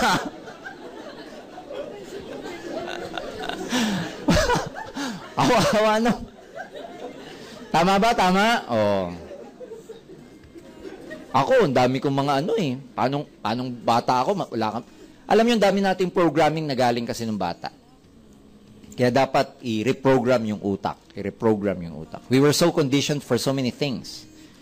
Na-condition tayo masyado ng, di ba? Yung ibang conditioning nga. Makontento ka na sa buhay mo. Di ba? Pagka humingi ka sa nanay mo ng pera, anong sabi? Wala tayong pera. Kaya para sa'yo ang pera, scars. Yun ang program mo. Para sa'yo ang pera, hindi siya abundant. Naririnig mo lagi, we cannot afford that. Di natin kaya yan. Yun ang program. Ano pa? Mahirap lang tayo. Di natin kaya yan. Yun ang program. Bata ako na lumalaki. So, ano program mo nung lumaki ka na? Yun, scars ang pera, mahirap ang buhay, hindi ko ma-afford yan. Kaya minsan pag may dumating na opportunity, blinded ka na nung program mo. Kasi nahi-hypnotize ang tao. Alam niyo ba yung power ng hypnotism? Yung power ng hypnotism, alam mo, may isang ginawang eksperimento. Tao, hinipnotize. Bilangin mo kamay ko. Sabi nung nag-hypnotize. Ang daliri ko, 11. Yung na-hypnotize, binilang nyo. 1, 2, 11 nga. Panoodin nyo, nasa YouTube. Totoo yan. May isa pang eksperimento. Ito yung nag-hypnotize. May tao dito. Yung hini-hypnotize niya, nando sa likod ng taong to. So, yung hini-hypnotize niya, effectively, may tao, ako yung doktor, hini-hypnotize, may tao dito.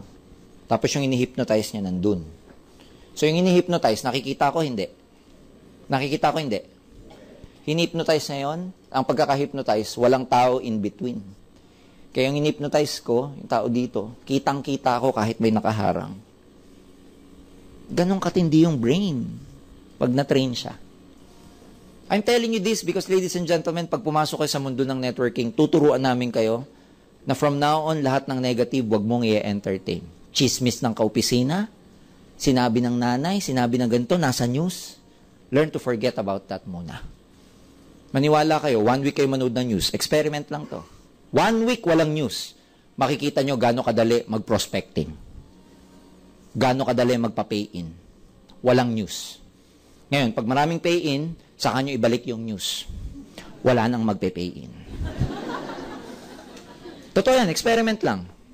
1 week na walang news, please. Newspaper and media.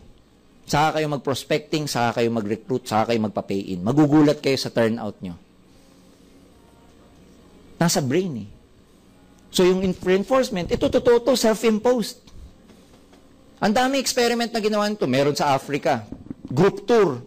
Nakita nung isang matanda, may elepante, laking elepante. Alam mo, meron siyang, hindi chain, lubid, tali, nakatali siya sa dead tree, sa trunk, sa isang trunk ng tree. And makikita mo, sa laki ng elephant, kayang-kaya niyang makawala doon sa rope, pagkakatay sa kanya. And then the tourist asked the tourist guide. Sabi niya, hey, how come the elephant is not trying to escape? When in fact, it can just easily go away from the trunk. Alam mo, sabi ng tourist, well, sir, I've been tour guide for so many years now, and I've seen that elephant still young. Bata pa daw yung elephant, nakatali na doon. At ang ginagawa ng elephant, nung bata pa siya, pinipilit niyang kumawala. Araw-araw, to a point na yung batang elephant, nagdudugo na yung legs niya. And one day, it just gave up, that siguro nasabi sa sarili niya, hindi ko kaya to. Kasi dumudugo na yung paa ko. Nakalakihan na ng elephant. Na malaki na siya, naka-mindset pa rin siya, hindi ko kaya to. Totoo yan. Pag si Doc Ed ang nakausap niyo, ikukwento niya sa iyo yung aquarium. Shark. Nilagyan ng shark. Tapos maliliit na isda. Siyempre, ang tendency ng shark, kainin yung isda. After several trials, nilagyan ng mirror, ng glass divider. Na yung shark, nandito sa side na to, yung maliliit na isda, nandito. Alam mo yung shark, ano ginagawa? Binubunggo niya, gusto niya kainin, gugutom eh. Kaya lang may harang. Minsan, bumubuelo pa siya. Pag sugod niya, untog siya ng glass. To a point, na dumudugo na yung ilong. Kakaganong niya. Dumudugo na. Futile lang effort. Kakabangga. Wala. One day, nagsawa na lang yung shark. Guess what? Inalis yung mirror, yung glass. Nasa nguso niya na yung maliliit na isda. Hindi niya pa kinakain. Totoo yan. Sa inyo, anong failures nyo sa buhay na hanggang ngayon dala-dala nyo? Anong program nyo na hanggang ngayon dala-dala nyo? Kung bakit hindi mo nagagamit yung full potential mo, natatakot ka hanggang ngayon. So, tatanggalin natin yan. Start by what? Visualizing, creative imagination, reading positive books. Okay? Huwag muna makinig ng news. And positive reinforcement. Magaling ako. Tuwing umaga, tell that mirror, gwapo ka. Susunod yan eh. Susunod. Magaling ka, gwapo ka, magaling ka. Marami ka marirecruit ngayon, marami. Gusto nyo experiment, ganito rin. Di ka magaling. Walang maniwala sa'yo. Nagets nyo siya? So, reinforcement and start believing in yourself. It's very important that you really have to believe na, may potential ka. May kalalagyan ka. Alam nyo, ganito yan. Hindi naman pwedeng nandito kayo ng walang reason at all. Merong reason yan. Kaya nga, ito yung sasabihin ko. Lagi kayong maging positive. Whatever that is happening to you, it's just a preparation for something good to happen. Pag taga-aim global ka, ang type ng dugo mo dapat B positive. Walang type O dito, walang type A. Lahat tayo, B positive. Kaya pag tinanong ka, ano type mo? B positive. Kinuha yung dugo mo. Sir, bakit type O kayo? Ha? Kasi sabi sa aim global, B positive eh. You see? So always be positive. Whatever that's happening, mahirapan man kayo the future, it's just a preparation for something good to happen. Ano yan? Marami kayong process na dadaanan para gumaling ka. Pahabain PC mo rito. Yung pagpunta nyo rito, pagiging member ninyo, may purpose yan. Hindi yan yung type na aksidente lang. So always believe that, there's something for you in this company, in this business. Huwag ka lang magkukwit.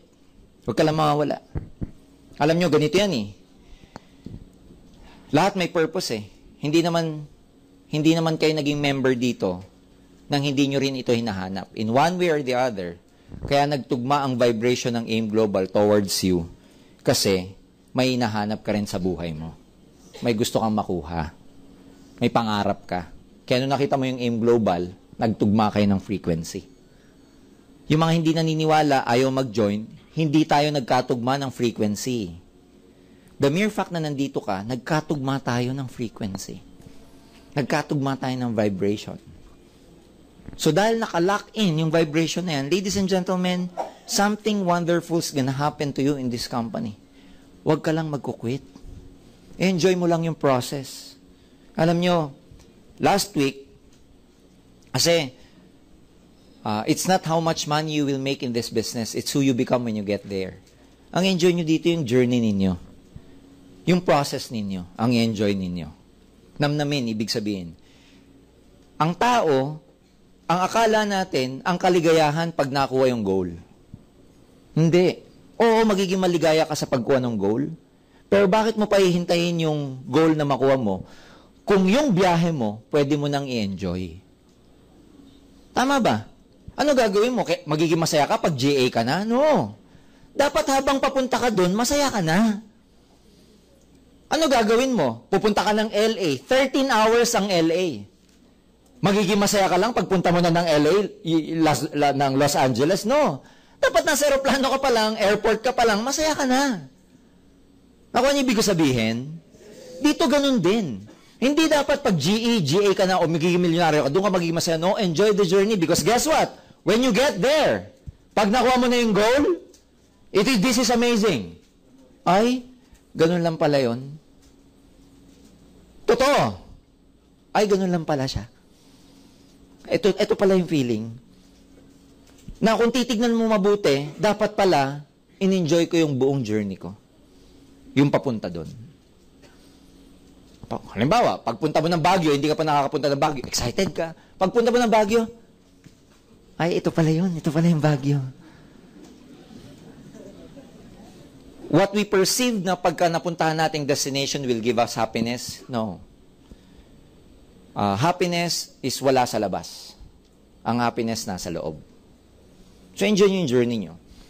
I can relate to this because a few weeks ago, yung isang episode na yung isang series na gustong-gusto ko sa TV, natapos na kasi. And ako si maka-torrent ako eh. No? Nagda-download lang ako sa torrent. So there was this 3 last episodes na last na siya. Ewan ko may nanonood dito ng Fringe.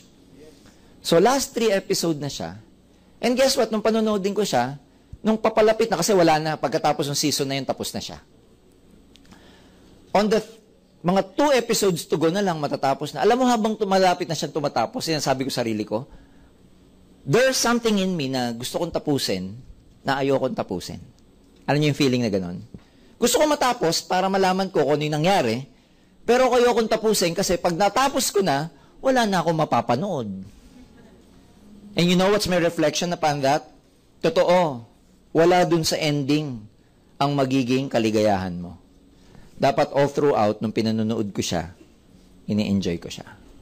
Kasi pagdating ko dun, matatapos siya. Yung pareho din. Pagdating nyo dun sa GA, matatapos eh. So, kailangan i-enjoy nyo siya. Every bit of it. So, habang papunta ka dun, ano gagawin mo? Will you rant every day na wala kang pera? Will you keep telling yourself, you keep complaining, ang hirap, wala akong ma-recruit?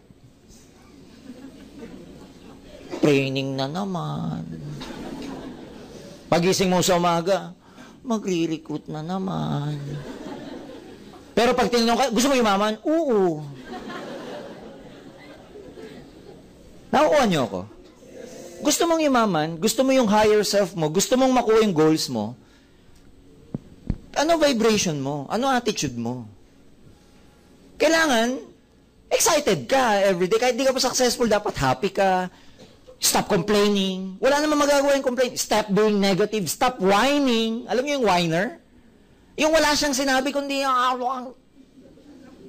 yung antrapi. Yung gobyerno, alam mo yung gobyerno, walang ginagawa. Whiner. Lahat nakikita negative. Pag nakita yung jeep huminto sa harap, ano ba naman tong jeep na to? Bakit humihinto? Siyempre, jeep eh, magbababa ng pasahero. Hello?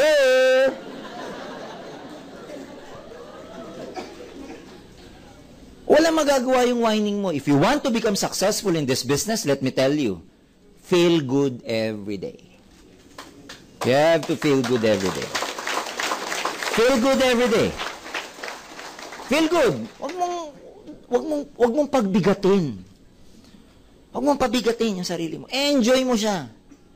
Feel good because if you feel good while doing this, believe me, the universe will keep on pouring things and events that you make you even feel better. If you keep whining, then the universe will keep giving you events, things, and circumstances that will keep you whining. That's the law of attraction. That's how it works. Hindi niya alam kung ano yung positive and negative, hindi niya alam kung ano yung gusto mo o hindi. Basta kung ano yung inisip mo at ginagawa mo, yun ang ibibigay niyang circumstances sa'yo. Kaya yung mga taong laging problema pinag-iusapan, laging problema iniisip, pustahan. Hindi natatapos problema mo. Because the universe will keep pouring those kinds of events in your life. You want to change your life? Change the way you think. Change the way you think. Change the way you feel. Feel. Feel good. Enjoy mo siya. Dito dapat masaya ka. Pag hindi ka masaya na ginagawa, kaya nga 'di ba? Sabi nung may isang famous na word na follow your bliss. Alam niyo 'yun, yung word na bliss. Follow mo daw yung bliss mo kasi there you will find love in what you do. Pag mahal mo yung ginagawa mo, nag-enjoy ka sa isang bagay na ginagawa mo, it never becomes work at all. Hindi siya nagiging work. So enjoy nyo lang. Feel kahit na-enjoy ka, enjoy nyo lang. Be a master of your emotions. Because pag kayo ang naging alila ng emosyon ninyo, you will never master your destiny. Be a master of your emotions, then you will be a master of your destiny. Yung mga taong ma-emote, naku, maniwala ka dyan. Walang points dyan. Di ka maging GA dyan. Forget about your emotions. Always be happy. Always smile. Don't worry about those problems. Di ba? They will take care of their thing. They will take care of their own. Just enjoy it. So, be positive. Ako, nung nagsisimula ako, lagi yung iniisip para maging positive ako. Yung kwento na, pag may nakita kayong ibon. May nakita na kayong ibon na lumilipad, those birds at wild, yung mga hindi nakakulong, may nakita na kayong ibon na namatay sa gutom. Yung bigla ka naglalakad, may bumagsak na ibon sa harap mo, kita ribs, walang makain, ay, patay. Nakaganon. May nakita na kayong ganon? Wala pa. Bakit? Kasi abundant ang pagkain nila. Tama? Because ang philosophy there is that before God even created those birds, God already created the provisions. Ibig sabihin, bago niya ginawa yung mga ibon, inuna na yung pagkain. Tama ba? Hindi pwedeng mauna muna yung cause and effect yan eh. Hindi pwedeng mauna yung effect bago yung cause. So parang sa atin, di ba? Ibig sabihin, bago ginawa ng Diyos yung mga ibon, ginawa niya muna yung mga pagkain. Yun nga lang, hahanapin nga lang ng mga ibon na to. Kasi hindi sa kanila isusubo yun eh. Kaya nga may kasabihan, early birds catch the worm. Because those birds have to look for those foods. Pero ang philosophy doon, ginawa na ng Diyos yung pagkain bago yung ibon. Balik ko sa aim. I have good news for you. Bago ka tawagin dito, let me tell you this. Ginawa na yung mga taong magpapag-global ambassador sa'yo. Hahanapin mo na lang. Hahanapin mo na lang. Hindi pwedeng mauna ikaw bago yung taong yun. No. The amazing news is, you want to know the amazing news? Yung network na gusto mo, yung itsura ng group, ng downlines mo, yung network ninyo, yung size ng grupo nyo, is already out there. Tatrabahuhin nyo na lang. It's just a matter of time. Kasi merong tinatawag na gestation period. Pag may gusto kang makuha, it takes time bago siya mag-materialize to physical realm. Sa mental realm, tapos na siya. Because sa mental realm, wala siyang time is an illusion. Pagdating sa mental eh. Halimbawa, pag gusto mong gumawa ng kotse, sa isip mo, gawa na siya kaagad. Tama ba? Kunwari, puting kotse na Honda Civic na dinadrive ko. Ano yung nasa mind nyo? Nasa loob ka ng Honda Civic na kulay puti. Tama ba? So the mere fact na inisip mo siya, pang, ganun kaagad, gawa kaagad siya. Ganun sa mental. Yung mental para maging physical, it takes time. Ang tawag doon, may time lag siya. Ang tawag doon, gestation. It takes time. Yan yung tinatawag na time period for any form. Any time period before anything can come into form. Yun yung time period na kailangan bago ang isang bagay maging form. Walang pinagkaiba sa bata. Halimbawa, yung bata, bago ipanganak sa mundo o ilabas? Ilang buwan? 9. Ang tawag dun sa 9 months, gestation. Gestation period. Tanong, pwede mo madaliin? Abnormal ka pag pinadali mo. Labas ka na, 3 months ka na, labas na. Clear? Hindi rin naman pwedeng 10 months na, dito ka muna, huwag ka munang lumabas. Tama ba? Because there's time for everything. Ang pagyaman mo, ginagawa mo, meron dito yan. Hindi ikaw ang magsasabi kung kailan darating yung goal mo makakatupad eh. Panahon ang magsasabi nun. That's the law of the universe. Hindi mo pwedeng, it's immutable. Hindi mo siya pwedeng i-twist, palitan, baguhin. That's how the universe works. Ganun talaga siya. Meron siyang law of the universe that everyone must follow. Isa doon, yung law of attraction. Isa doon, yung law of gender, from which is law of gestation comes in. Yung law of gestation is the same to anything. Ang bamboo tree, alam nyo ba lang bamboo? Before it really, bago siya talagang tumubo, guess what? Sino may alam? 7 years. Yung nakikita nyo bamboo, 7 years doon before it comes out from the surface. Yung shout, sa lupa, bago lumabas, kung ito yung lupa, okay? Ito, 7 years bago niya break yung ground na yan. Can you imagine? It takes 7 years. Pero dito kayo magugulat. The moment na makalabas siya sa surface na to, bigyan mo lang siya ng 2 weeks, it can go up to high as 14 feet. Ganun naman kabilis. Basta na-break niya tong ground na to. Pero ang gestation niyan, 7 years. Kaya mong baguhin to? Kaya hindi? Hindi. Law of the universe, law of nature yan eh. Ngayon, pag nagdidilig ka ng bamboo, 5 years na, at tinatawanan ka ng kapitbahay mo, "Hay! 5 taon ka na dyan!" Papapekto ka? Ulitin ko, papapekto ka? Hindi, bakit? Alam mong 7 years eh. Bakit ka papapekto? Hindi niya alam yung gestation ng bamboo. Tama ba? Ba't ka papapekto? Tuloy mo, dilig mo. Kasi alam mo, 7 years bago tumubo eh. Same lang yan sa networking. Tinatawanan ka ng kaibigan mo, "Hello, ang tagal mo na dyan. Wala pang nangyari sa'yo. Gabi-gabi ka na lang umuwi. Wala ka pa rin pera." Pinipressure ka kung sino-sino, sabihin mo sa kanya, Sabihin mo sa kanya, gestation. Ha? Kaya pag may mga naghahanap sa inyo ng resulta at wala pa kayong result, hindi nila alam ang gestation. Kaya lagi niyong sasabihin, gestation. Nag-training ako nung nakaraan about gestation. Bago ako matapos, may nagtanong, "Sir, may tanong lang po ako isa." Sabi ko, "Ano yun?" "Ano po spelling ng gestation?" Ha? Ayan, spelling ko. Gestation. Gestate, from the word gestate. Gestation. So, everything, dadaanan muna yan. Kaya wag po kayong maiinip. Darating ang panahon mo, tandaan mo yan, hindi pwedeng hindi. Hindi pwedeng hindi. Jergen, sir, paano yan kung sobrang tagal ko na? 1 year na ako, wala pa nangyayari. Tuloy ka pa rin. What is 1 year?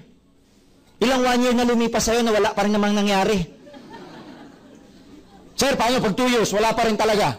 Wala pa ako kotse, wala pa akong grupo, 2 years ako. Tuloy ka pa din. Ngayon, pag 3 years na, wala pa rin, dyan na. Dyan, pwede na. Dyan, pwede ka lalong magtuloy kasi nakakahiya na, 3 taon na, wala pa nangyayari sa'yo. Ha? Mas nakakahiya na yun. Pero may law of average. May tinatawag na law of learning curve, which means, habang tumatagal ka kung wala nangyayari, mas lalo mong ituloy. Kasi ang hindi mo alam, chances are, pagaling ka na ng pagaling, palapit ka na ng palapit sa goal mo. The mistake of many people is that when they are, when it takes longer for them to get their goals, is the tendency to quit. Mali. Habang tumatagal ka, lalo kang gumagaling. Ganun talaga. May mga law of the universe yan, yung law of the seed. Ano yung law of the seed? Di ba pag nagtanim ka, hindi lahat tutubo? Yung iba, pag nagtanim ka, sabi sa Bible, they will be eaten by the birds. So, minsan, yun yung mga re-recruit mo, hindi darating. Kaya pag kasi yung nagtanim, yung hindi tutubo kasi, isang law says, they will be eaten by the birds. Yung buto, kakainin ng mga ibon. Yan yung mga marirecruit nyo na hindi darating. In-invite mo, pero hindi dumating. Kaya pag may in-invite ka, hindi dumating, tinanong ka ng upline mo, saan yung recruit mo? They were eaten by the birds. Ha? Okay? Number 2, ano yung sabi sa Bible? Yung iba, they fall on rocky grounds. Rocky grounds, hindi tumubo kasi mabato. Sa recruit, yan yung a-attend, uupo, pero hindi tumubo. Wala lang, nakaganto lang. Pag tinanong mo, interesado ka? Parang tarsier, ayan. Number 3, they will fall on thorny grounds. Yan yung matalahib, yan yung with weeds, no? Tutubo, pero mamamatay kasi kakainin ng yung mga plants na iba. Ibig sabihin yung mga weed. Sa network, ganun din. Yan yung attend, magpe-pay in, magtutuloy, pero magkukwit kasi kinain ng negative. Pero yung fourth instance, ito yung maganda. They will fall on good grounds. Yan yung itatanim mo, tutubo at mamumunga. Yan yung marirecruit mo na magtutuloy-tuloy talaga. So may 3 possibility na hindi tutuloy. Isa lang ang magtutuloy. It's even biblical. You just have to accept these principles para maging madali. Ang tao nahihirapan sa networking, you know why? Hindi nila tanggap yung principle eh. Gusto nilang i-twist para sa kanila. Sabi gestation. Ayoko ng gestation. Gusto ko bukas mayaman na ako. Tinutwist nila yung law. That's why kaya sila nahihirapan. Sinasabi namin, feel good. Lagi mong taasan yung vibration mo kasi pag tumataas, when you feel good, yan yung highest form of vibration eh.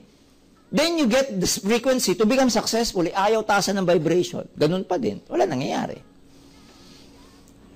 Yung law of averages, habang tumatagal ka, gumagaling ka. Dati kung,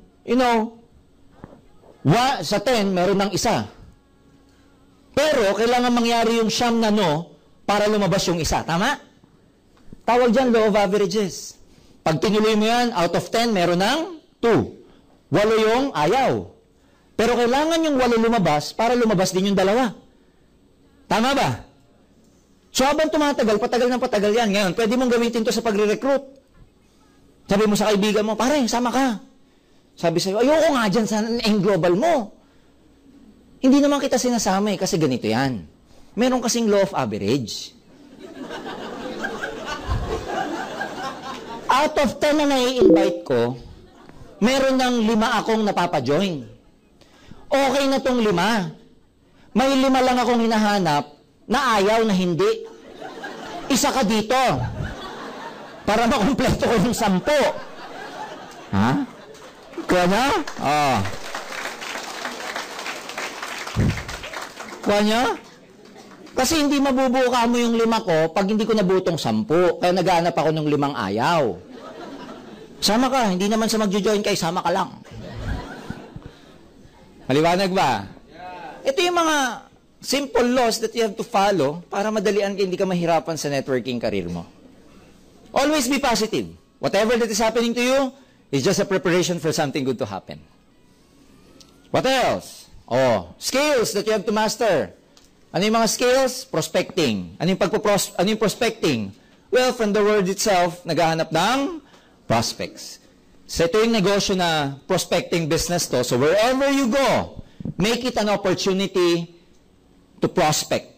Pag sinabing prospect, hindi mo pa nire-recruit. Magkaiba po yun. Pag sinabing prospect, pinoprospect mo pa lang, probably pwede mong kunin ng number, cellphone number, pwede kang humingi ng calling card, interview form. Ako, pag may pinoprospect ako, let's say, office mate ko dati sa work ko, pag pinoprospect ko, nakikipagkwentuhan muna ako, hindi ko nire-recruit. Ano yung prospecting? Ganun lang na, pare, kumusta? Saan ka ba this coming Saturday? Yung mga ganung prospecting ba? Ano ba pinagkakaabalahan mo? Okay? After office, anong ginagawa mo normally? Tapos doon ko sasabihin, are you open to extra income? So, naghahanap ng prospect. Pinakamadaling maghanap ng prospect ngayon, Facebook. Ilan ang friends nyo? Lahat yan, prospect. Ganito yan. Huwag kayong mahihiyang mag-recruit. Sa lahat na nakita nyo ngayon, dapat dumating sa level na yung nakita nyo, yung AIM Global, is far, far better kesa sa ginagawa ng prospect nyo. Meron akong isang kilalang distributor lumapit sa akin. Alam mo, sir, yung mga downline ko, ang lalakas na loob. Pati boss nila, nire-recruit nila. Talaga, sabi ko, bakit? Wala, sir, kasi ang prinsipyo nila, sabi nila sa akin, ako, boss ko nga siya. Pero, empleyado pa rin siya. Ako negosyante sa AIM Global, kaya nire-recruit ko pa rin siya. Ang tawag doon, yung nakikita niyang AIM Global is far better dun sa ginagawa ng boss niya. Kaya nire-recruit niya pa rin. Alam nyo, the moment you feel ng AIM Global inferior compared dun sa ginagawa ng prospect ninyo, hindi kayo magre-recruit. Pag lagi niyong isiping inferior to. When I say inferior, yung mas hindi, kunwari, may prospect ka na teller sa bangko, for example. Pag inisip mo na yung work niya, mas maganda kaysa sa networking, hindi mo na siya re-recruitin eh. Tama? Kailangan lagi mong iisipin na yung in-offer mo is far, far better. Mas superior kaysa dun sa ginagawa niya. Doon ka magkakaroon ng lakas na loob para mag-recruit. Maliwanag. Prospect list, importante yan. Katulad ng sabi ko, madali mag-prospect ngayon kasi may Facebook. So you can invite your friends over dinner, etc. sa FB. Invitation. Ito, ang invitation, purpose, please. Iba ang invitation sa pag-explain. Iba ang invitation sa presentation. Your job as a beginner is to just invite. Tatlo yan. Tatlong invitation. Pwede niyong imbitahin para umattend ng seminar. May mga ganun kayong prospects. Yung kalad ka rin. Tama ba? Pero hindi lahat ng prospect mo ganun. May prospect ka na matatansya mo, mas magandang gawin sa kanya yung pangalawang presentation. Ano tawag? One-on-one. Pag dito ka nagdala, ang tawag centering.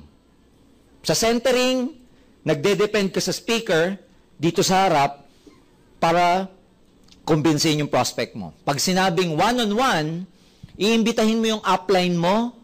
Normally, yung may mga result na upper lines o yung sponsor mo, siya yung magpe-present ng business sa prospect mo over coffee or over dinner. Pwedeng sa Starbucks or sa restaurant, sa hotel, etc. Sino itong mga prospects na to? Of course, yung kabaliktaran ng kalad ka rin. Ito yung mga prospects na normally, yung very tight ang schedule, probably boss mo, supervisor mo, probably yan yung mga acquaintances mo, na hindi mo basta madala seminar, pero pag niyaya mong kumain kasi meron kang ipipresent na business o meron kang isi-share sa kanyang opportunity, sasama. Ang tawag doon, one-on-one. Ang third presentation, centering, one-on-one, merong tinatawag na home party. Home party, ikaw, distributor ka, ikaw yung downline, pag gagawin sa'yo ng upline mo, sasabihin niya sa'yo, pupunta ako sa bahay nyo, mag-invite ka ng at least 5 of your good friends, pwedeng kapitbahay o kaopisina mo, sabihin mo pumunta sa bahay ninyo this coming Saturday around 2 o'clock kasi may papakita kang business at may papakausap ka sa kanilang business partner mo para mag-share kung ano yung business na pag-uusapan. Ang tawag doon, home party. So may tatlo, centering, one-on-one, and home party. Depende sa prospect ninyo kung saan nyo sila isasalpak sa tatlong ito. Ano pinaka-importante sa tatlo? Ha? Ano pinaka-importante? Pinaka-effective? Hindi. Lahat. Lahat effective. Kasi minsan meron kang marirecruit na hindi mo ma-recruit, pumunta sa center. Pero kapitbahay mo, sabi mo, punta ka Sabado sa bahay, ha? May merienda. Oo, punta ako. Ang daling imbitahin. Kasi tatawid lang siya ng kalsada. Gets? So, i-customize niyan, ibabagay nyo, depende sa prospect. Clear? So, pag bago ka, ano lang ang nakakapagod pag bago ka? Ano nakakapagod pag bago ka? Ha? Invitation. Remember, hindi ko magpe-present. Ang nakakapagod dito, yung invitation. Kasi, pwede mong ipa one-on-one, pwede mong ipa centering, pwede mong ipa home party. Ang bottom line sa tatlong to, irrespective kung magpapa one-on-one, centering, or home party ka, ang bottom line, this is a numbers game. The more, the better. Sa pagbibingwit, parang sa isda, mas marami ka makukuha kung net ang gagamitin mo. Tama? So, ang gagawin mo rito, wag pa isa-isa ang invite. Damihan mo. Ako, ang technique ko noon kasi gusto kong bumilis, gusto kong makaakyat kagad dun sa pinakamataas na position sa marketing plan. Ang gawa ko, hindi ako pa isa-isa mag-recruit. Sa isang araw, ang dala ko 3. Kung makakapunta ako sa office at magre-recruit ako, hindi ako nagdadala ng pa isa-isa. Nagdadala ako at least 3. Kasi numbers game siya eh. Kasi magdadala ka ng isa, ayaw pa, wala na. Eh kung magdala ka ng 3, at least may isa doon gusto, di panalo ka. Clear? Ganun ako. Dami. Kinuha ko sa dami. Kasi ang turo nga, hindi lahat magjo-join. So ang gawin mo, para may mga mag-join, damihan mo. Tama?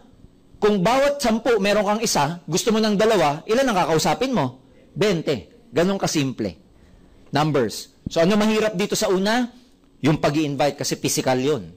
Tsaka mental yun eh. Pag na-injang ka, kasama pa yung pangatlo, emotional pa. Totoo? Okay. So ang tawag doon, invitation. Ngayon, kung meron kayong gagalingan na part sa networking as a beginner, invitation. Kung may natatago kayong bertud, agimat, anting-anting, ilabas nyo na. Kasi dandyan lahat talaga sa invitation. Simple technique to invitation, keep it short and simple. Huwag mo muna sasabing aim global. Huwag mo muna sabing networking. Ang pinaka-bottom line, sa dulo, sabi mo, just trust me. Meron akong gusto ipakita sa'yo, magandang earning potential. Ano ba yan? Baka networking yan? Hindi ko kayang mag-explain sa'yo, basta trust me, sumama ka lang muna sa akin. Paano pag sinabi ng kaibigan mo, naku, alam ko na yan, networking, pare, pasensya ka na, ayoko talaga dyan, sabi sa'yo. Eh, kaibigan mo. Gusto niyo malaman ng script? Pag may kaibigan ka, na ayaw talaga networking, at alam niya nag-aim global ka, paano mo re-recruitin yan? Ganito sasabihin mo. Pare, nasa networking ako, nasa aim global ako in fact. And I respect you na ayaw mo sa networking, wala kang time, etc. Pero bro, ito na lang, total kaibigan naman kita at kaibigan mo ako. Kung meron akong isang hihilingin sa'yo, isang favor, sa buong buhay ko, ito yon, pagbigyan mo ako. Kasama hindi? Bakit? Buong buhay tinaya mo eh. Ikaw man sabihan ng script na yun, makakahindi ka? Di ba kahit mabigat loob mo, sige na nga. Tapos ito pa yung sasabihin mo, pare basta, sama ka lang. Ito yung hilingin ko, kung may hingilin ako sa ibang favor, sa buong buhay ko, ito yun, pagbigyan mo ako.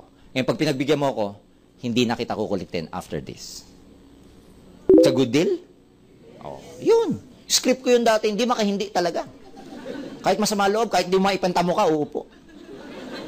Minsan, meron ka pa marirecruit. Pare, may networking ako pinasok eh. Kaya lang, alam mo, ay, nako, pare, networking, may makaibigan akong ganyan. Pare, huwag kang sasama dyan, sasabihin sa'yo. Alam mo, maganda sabihin sa mga ganon? Yun nga, bro, alam ko, you care, at saka alam ko, marami kang alam sa ganito eh. Pare, samahan mo lang ako, bigyan mo lang ako ng second opinion. Kung maganda tong nakita ko. Bigyan mo lang, kasi I feel good about this eh. Kaya lang, baka mali ako. Pwede mo ba akong samahan bukas? Tignan mo lang, hingi lang ako sa'yo, second opinion sa'yo, attend ka, tapos bigyan mo ako ng feedback. May mga tao na pag hininga mo ng second opinion, feeling yabang, sige, sama ako sa'yo. Pero hindi niya alam, nire-recruit din natin siya. Script lang yung second opinion. Ha? Script lang yung second opinion. Clear? May mga ganyan. So, along the way, matututo kayo, mamamaster niyo yung invitation if you keep doing this. Kaya, walang perfect invitation kasi depende sa tao, depende sa kausap. Kaya ang importante, invite lang kayo ng invite. Clear? What else? Presentation. Well, pag bago ka, hindi pa naman to obliged, pero pag tumatagal kayo, again, ako, ang cooking time ko sa downline ko, pag bago ka, after 1 month, dapat marunong ka ng mag-OPP. 1 month lang, marunong ka na dapat mag-OPP. Kasi, imposibleng hindi mo to matutunan. Araw-araw, 5 araw, nako, kabisado mo na yan. Tapos may CD ka pa, may YouTube ka pa, tapos na. Kaya importante, matutunan nyo mag-present. Alam nyo mag-marketing plan, alam nyo yung 1515, alam nyo yung unilevel binary, alam nyo yung stair-step, alam nyo yung incentive. Simple lang naman eh. Alam nyo, pag pinag-aralan nyo yung marketing plan, sa lahat ng nagpe-present, the marketing plan itself is only 15 minutes. 45 minutes kwento. Tama? Marketing plan, ang bilis lang. Kabisaduhin nyo lang. Again, kung hindi ka marunong, pero may laptop ka, pindot-pindot. Habang nagpe-present ka, pindot. Yan, tiyan mo, may lumabas dyan. Kita mo, kabila, yan, 1.5. Ganun lang.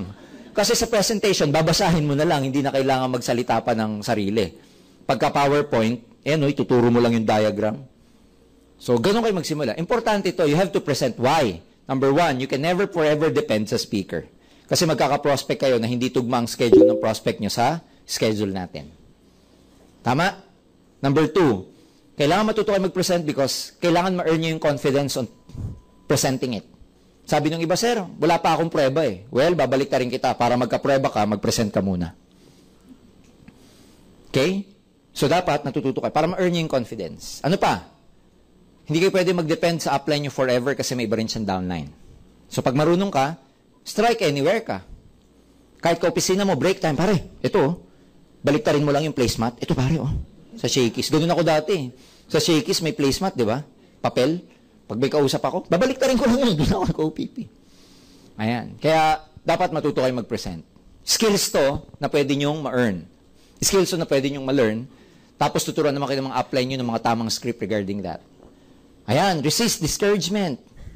Marami yan. Maraming mga ang rejection, external. Ang discouragement, internal. Ang discouragement is an emotion you feel when you get rejected. Kasi disappointment yan, depression yan, discouragement yan. It's like, lalo na pag mataas ang excitement mo tapos may nakausap ka na ayaw, ang ano yan eh, rejection torpedo, parang kang tinorpedo na hindi mo malaman, ibagsak ka kaagad. Pero ulitin ko, ang lesson ko sa discouragement is that more people na magre-reject, magdi-discourage sa'yo, mas lalo kang emotionally, mas lalo kang nagiging immune. Ginawa na study yung mga bata. Yung mga bata, na laki sa aircon, laki sa malilinis na bahay, pag nilabas mo, daling magkasakit. Yung mga bata, na laki sa kanal, laki sa... Totoo yan, hindi ako nagbibiro. Alam nyo ba yon? Yes. Bakit? Immune na. Exposed eh. Yung mga batang alam mo yun, kada injection pa, booster, lahat sa pediatrician pa. Tapos ang uwi, aircon ng bahay, ang sarap ng ulam. Ang mga yan, mahamugan lang, sipon. Yung bata, walang injection. Yung iba nga, wala pang brief. Kamiseta lang. Tapos pag sinipon, gano'n o. Yung mga gano'n. Tama ba? Antitibay ng mga batang yon. Why? Na-develop ang resistance. Dito ganun din. Kaya magpa-discourage kayo na magpa-discourage. Para ma-immune ka. Totoo yan. May isang grupo dito eh. Ewan ko kay Roy yata yun. Pag bago ka sa network nila, alam mo gagawin sa'yo? Isasalang ka sa mall. Tapos, sa abroad naman to, sa Dubai. Yung mga nag-aim global doon, pag may bago silang member, itong bagong member, isasalang sa mall. Sasabihin sa bagong member, kausapin mo yung mga Pinoy na yan. Oh. I-offer mo networking. So siya naman, offer. Pag ayaw, gumaganito pag ayaw. Kunwari, di ba, may mga nakatingin sa kanya. Di sinalang siya, nilapitan yung kapwa Pinoy, ito yung taga-aim global na bago. Sasabihin yung aim global, bla bla. Sasabihin niya, kumusta ka, ganito? Alam mo ba yung aim global? Pag na-reject siya, alam mo gagawin ng bagong members? Lilingon pa sa mga upline.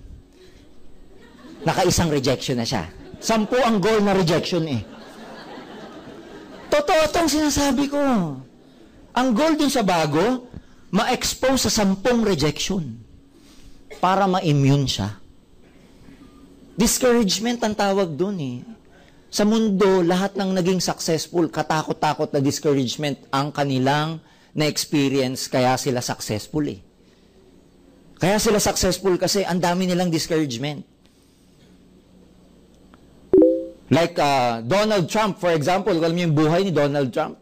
He became a multi-billionaire only to find himself, what? Nung bumagsak ang economy ng States, bilyonaryo siya eh. Alam mo, bumagsak ang economy ng States, ang utang niya, $6 billion. Pero dahil sa natutunan niya, nung nakabangon siya, mas lumaki pa yung wealth niya kaysa dun sa nawala. Anong point dun? Ang lessons in life is that the more na ikaw ma-expose sa maraming challenges, the more na ikaw na di-design for greatness. Kaya kung dito marami kayong discouragement, congratulations. You are destined for greatness in Alliance in Motion. Kaya, kung dati, umiiwas kayo sa discouragement after training na to, hanapin nyo, nasan kayo? I-discourage nyo ako! Para masanay ka na. Kasi walang shortcut dito eh. Walang shortcut. Totoo yan. Maraming kwento dyan sa discouragement na yan. Di ba? Yan yung you cannot please everybody. Yung mag-ama, di ba? Yung kalabaw. They went to farm. Nung pauwi na sila, sinakyan nila yung kalabaw. Pagdating nila sa unang town, sabi ng mga tao, ano ba naman ito mag-ama na to? Pagod na nga yung kalabaw sa kakaararo. Pauwi na sila, sinakyan pa yung kalabaw. Narinig ng mag-ama, baba na lang sila. So, 3 sila naglakad. Kalabaw at saka yung mag-ama. Pagdating sa second town, ang tatanga naman ng mag-ama na to. May kalabaw, hindi sinasakyan. Narinig ng anak, sabi doon sa tatay, tay, ikaw na lang umakyat. Ikaw na lang sumakay. Sumakay yung tatay. Yung anak naglakad. Pagdating sa third town, sabi ng mga tao, napakawalang yan namang tatay nito. Tama yung anak ko, kabata-bata, pinaglalakad. Narinig ng tatay, sabi ng tatay sa anak, anak, palit na lang tayo. Yung anak ang pumanta, yung tatay naglakad. Pagdating sa fourth town, sabi ng mga tao, kawalang yung anak nito. Walang nautang na loob. Yung tatay ang pinaano, katanda-tanda na. Wala ka maano eh. So, nang ginawa ng dalawa, sila nagbuhat ng kalabaw. Wala kang kalalagyan eh. May mga ganun ba? Oo. Oh, may isang kalabaw. Yung kalabaw na yun, nahulog sa deep well. Hindi makawala. Kasi ang lalim eh. So, hindi naman nila makuha. Kasi, natutroma na yung kalabaw nung aalisin nila sa deep well, sa malalim na balon. So, yung farmer decided na to just bury the carabao alive. So, they started plowing soil doon sa kalabaw. Pero nanonotice nila, as soon as yung kalabaw, tinatamaan ng lupa doon sa likod, it shakes it off and stamps its feet. So, effectively, nalagyan lupa yung likod ng kalabaw. Sinishake lang ng kalabaw. Tapos ginaganon niya. So, yung kalabaw, paangat ng paangat. Tama? Hanggang makawala. Ganun din dito, minsan, a lot of people will discourage you, throw a lot of things to you. The important thing to remember is to just shake it off and stamp your feet and move on. Kaya pag na-injan ka at nagkakakawag kang ganyan, nakita kita dito, alam ko na ibig sabihin nun. Na-injan ka. Oh. Discouragement. Oh, okay, papa-discourage. Don't ever get discouraged. Okay? Last, well, ladies and gentlemen, it's important to set your goals. Pag sinabing goals, meron tayong marketing plan. Kailan nyo gustong maging silver executive? Well, let me remind you, this coming February 17, SE and G Awards Night natin, we will be recognizing our new silver executives and new gold executives. So, we would like to invite you sa Ultra this coming February 17 at 3 p.m. 50 pesos lang po ang ticket. Wear something red. May mga exciting tayong production, exciting raffle, and other surprises. Ila-launch din natin yung K24/7 finally na Nutragamis natin this coming February 17. So for me, it's very important to set your goals. February 2013, trabahuin natin. Pag sabing trabahuin, hindi importante yung hindi lang important yung gusto nyong kumita ng pera. Importante dito yung when do you like it. Yung bang pagsiset ng target. This is very important. Ang tawag namin dyan, goal. Mag-set kayo ng target as to when.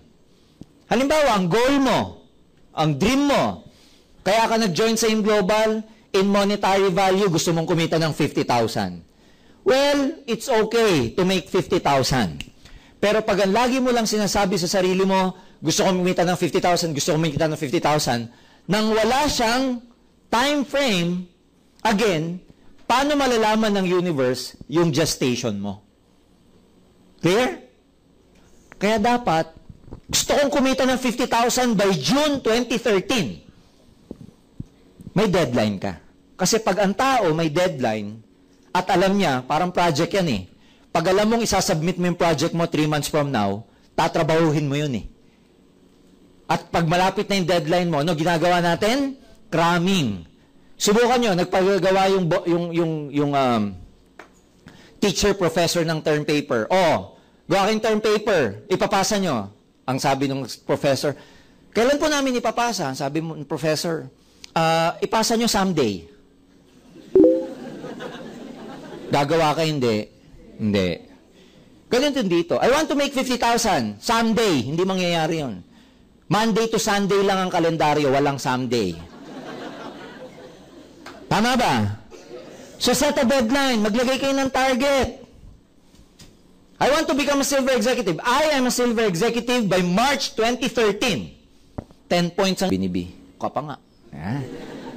Nagsabi yung baliw sa baliw. Sabi ni B, kamot siya. Paano ako lalabas dito? Sabi ni A, ganito na lang.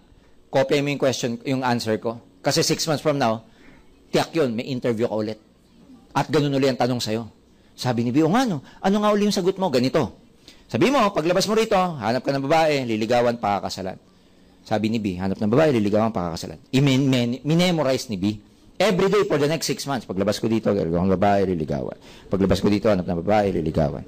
Paglabas ko dito, liligawan, pakakasalan. Minemorize, 6 na buwan. Eto ngayon, interview na niya. Sabi ni yung director, o B, paglabas mo dito, siyempre, sabay po kami maliligo. Sabi ng direktor, oh, tapos. Manyak pala yung direktor. Sabi ni B, siyempre, sabay kami maliligo, unti-unti ko na po siyang huhubaran. Sabi ng direktor, oh, tapos.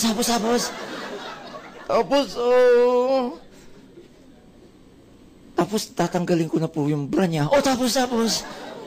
Pag natanggal ko na po yung bra niya, kukunin ko po yung garter, gagawin kong tirador, pag titiradorin ko yung mga bintana niyo rito. Yun talaga yung goal niya eh, tiradorin niya yung mga bintana. So pag balik-tarin mo man, dahil yun talaga yung gusto niya, titiradorin niya talaga. Yun ang importante sa goal. Pag may goal kasi kayo, lalo na gusto nyo yumaman, gusto nyo maging successful, gusto nyo magkabahay, etc. Pag balik-tarin man kayo, i-discourage man kayo, if your goals are so important to you, walang magagawa yung mga magdi-discourage sa inyo. If your goals are very important to you, pag balik-tarin man nila at the end of the day, maniwala ka at panahon lang ang makakapagsabi, magiging global ambassador din kayo sa InGlobal. Maraming salamat po. Thank you very much. God bless you all.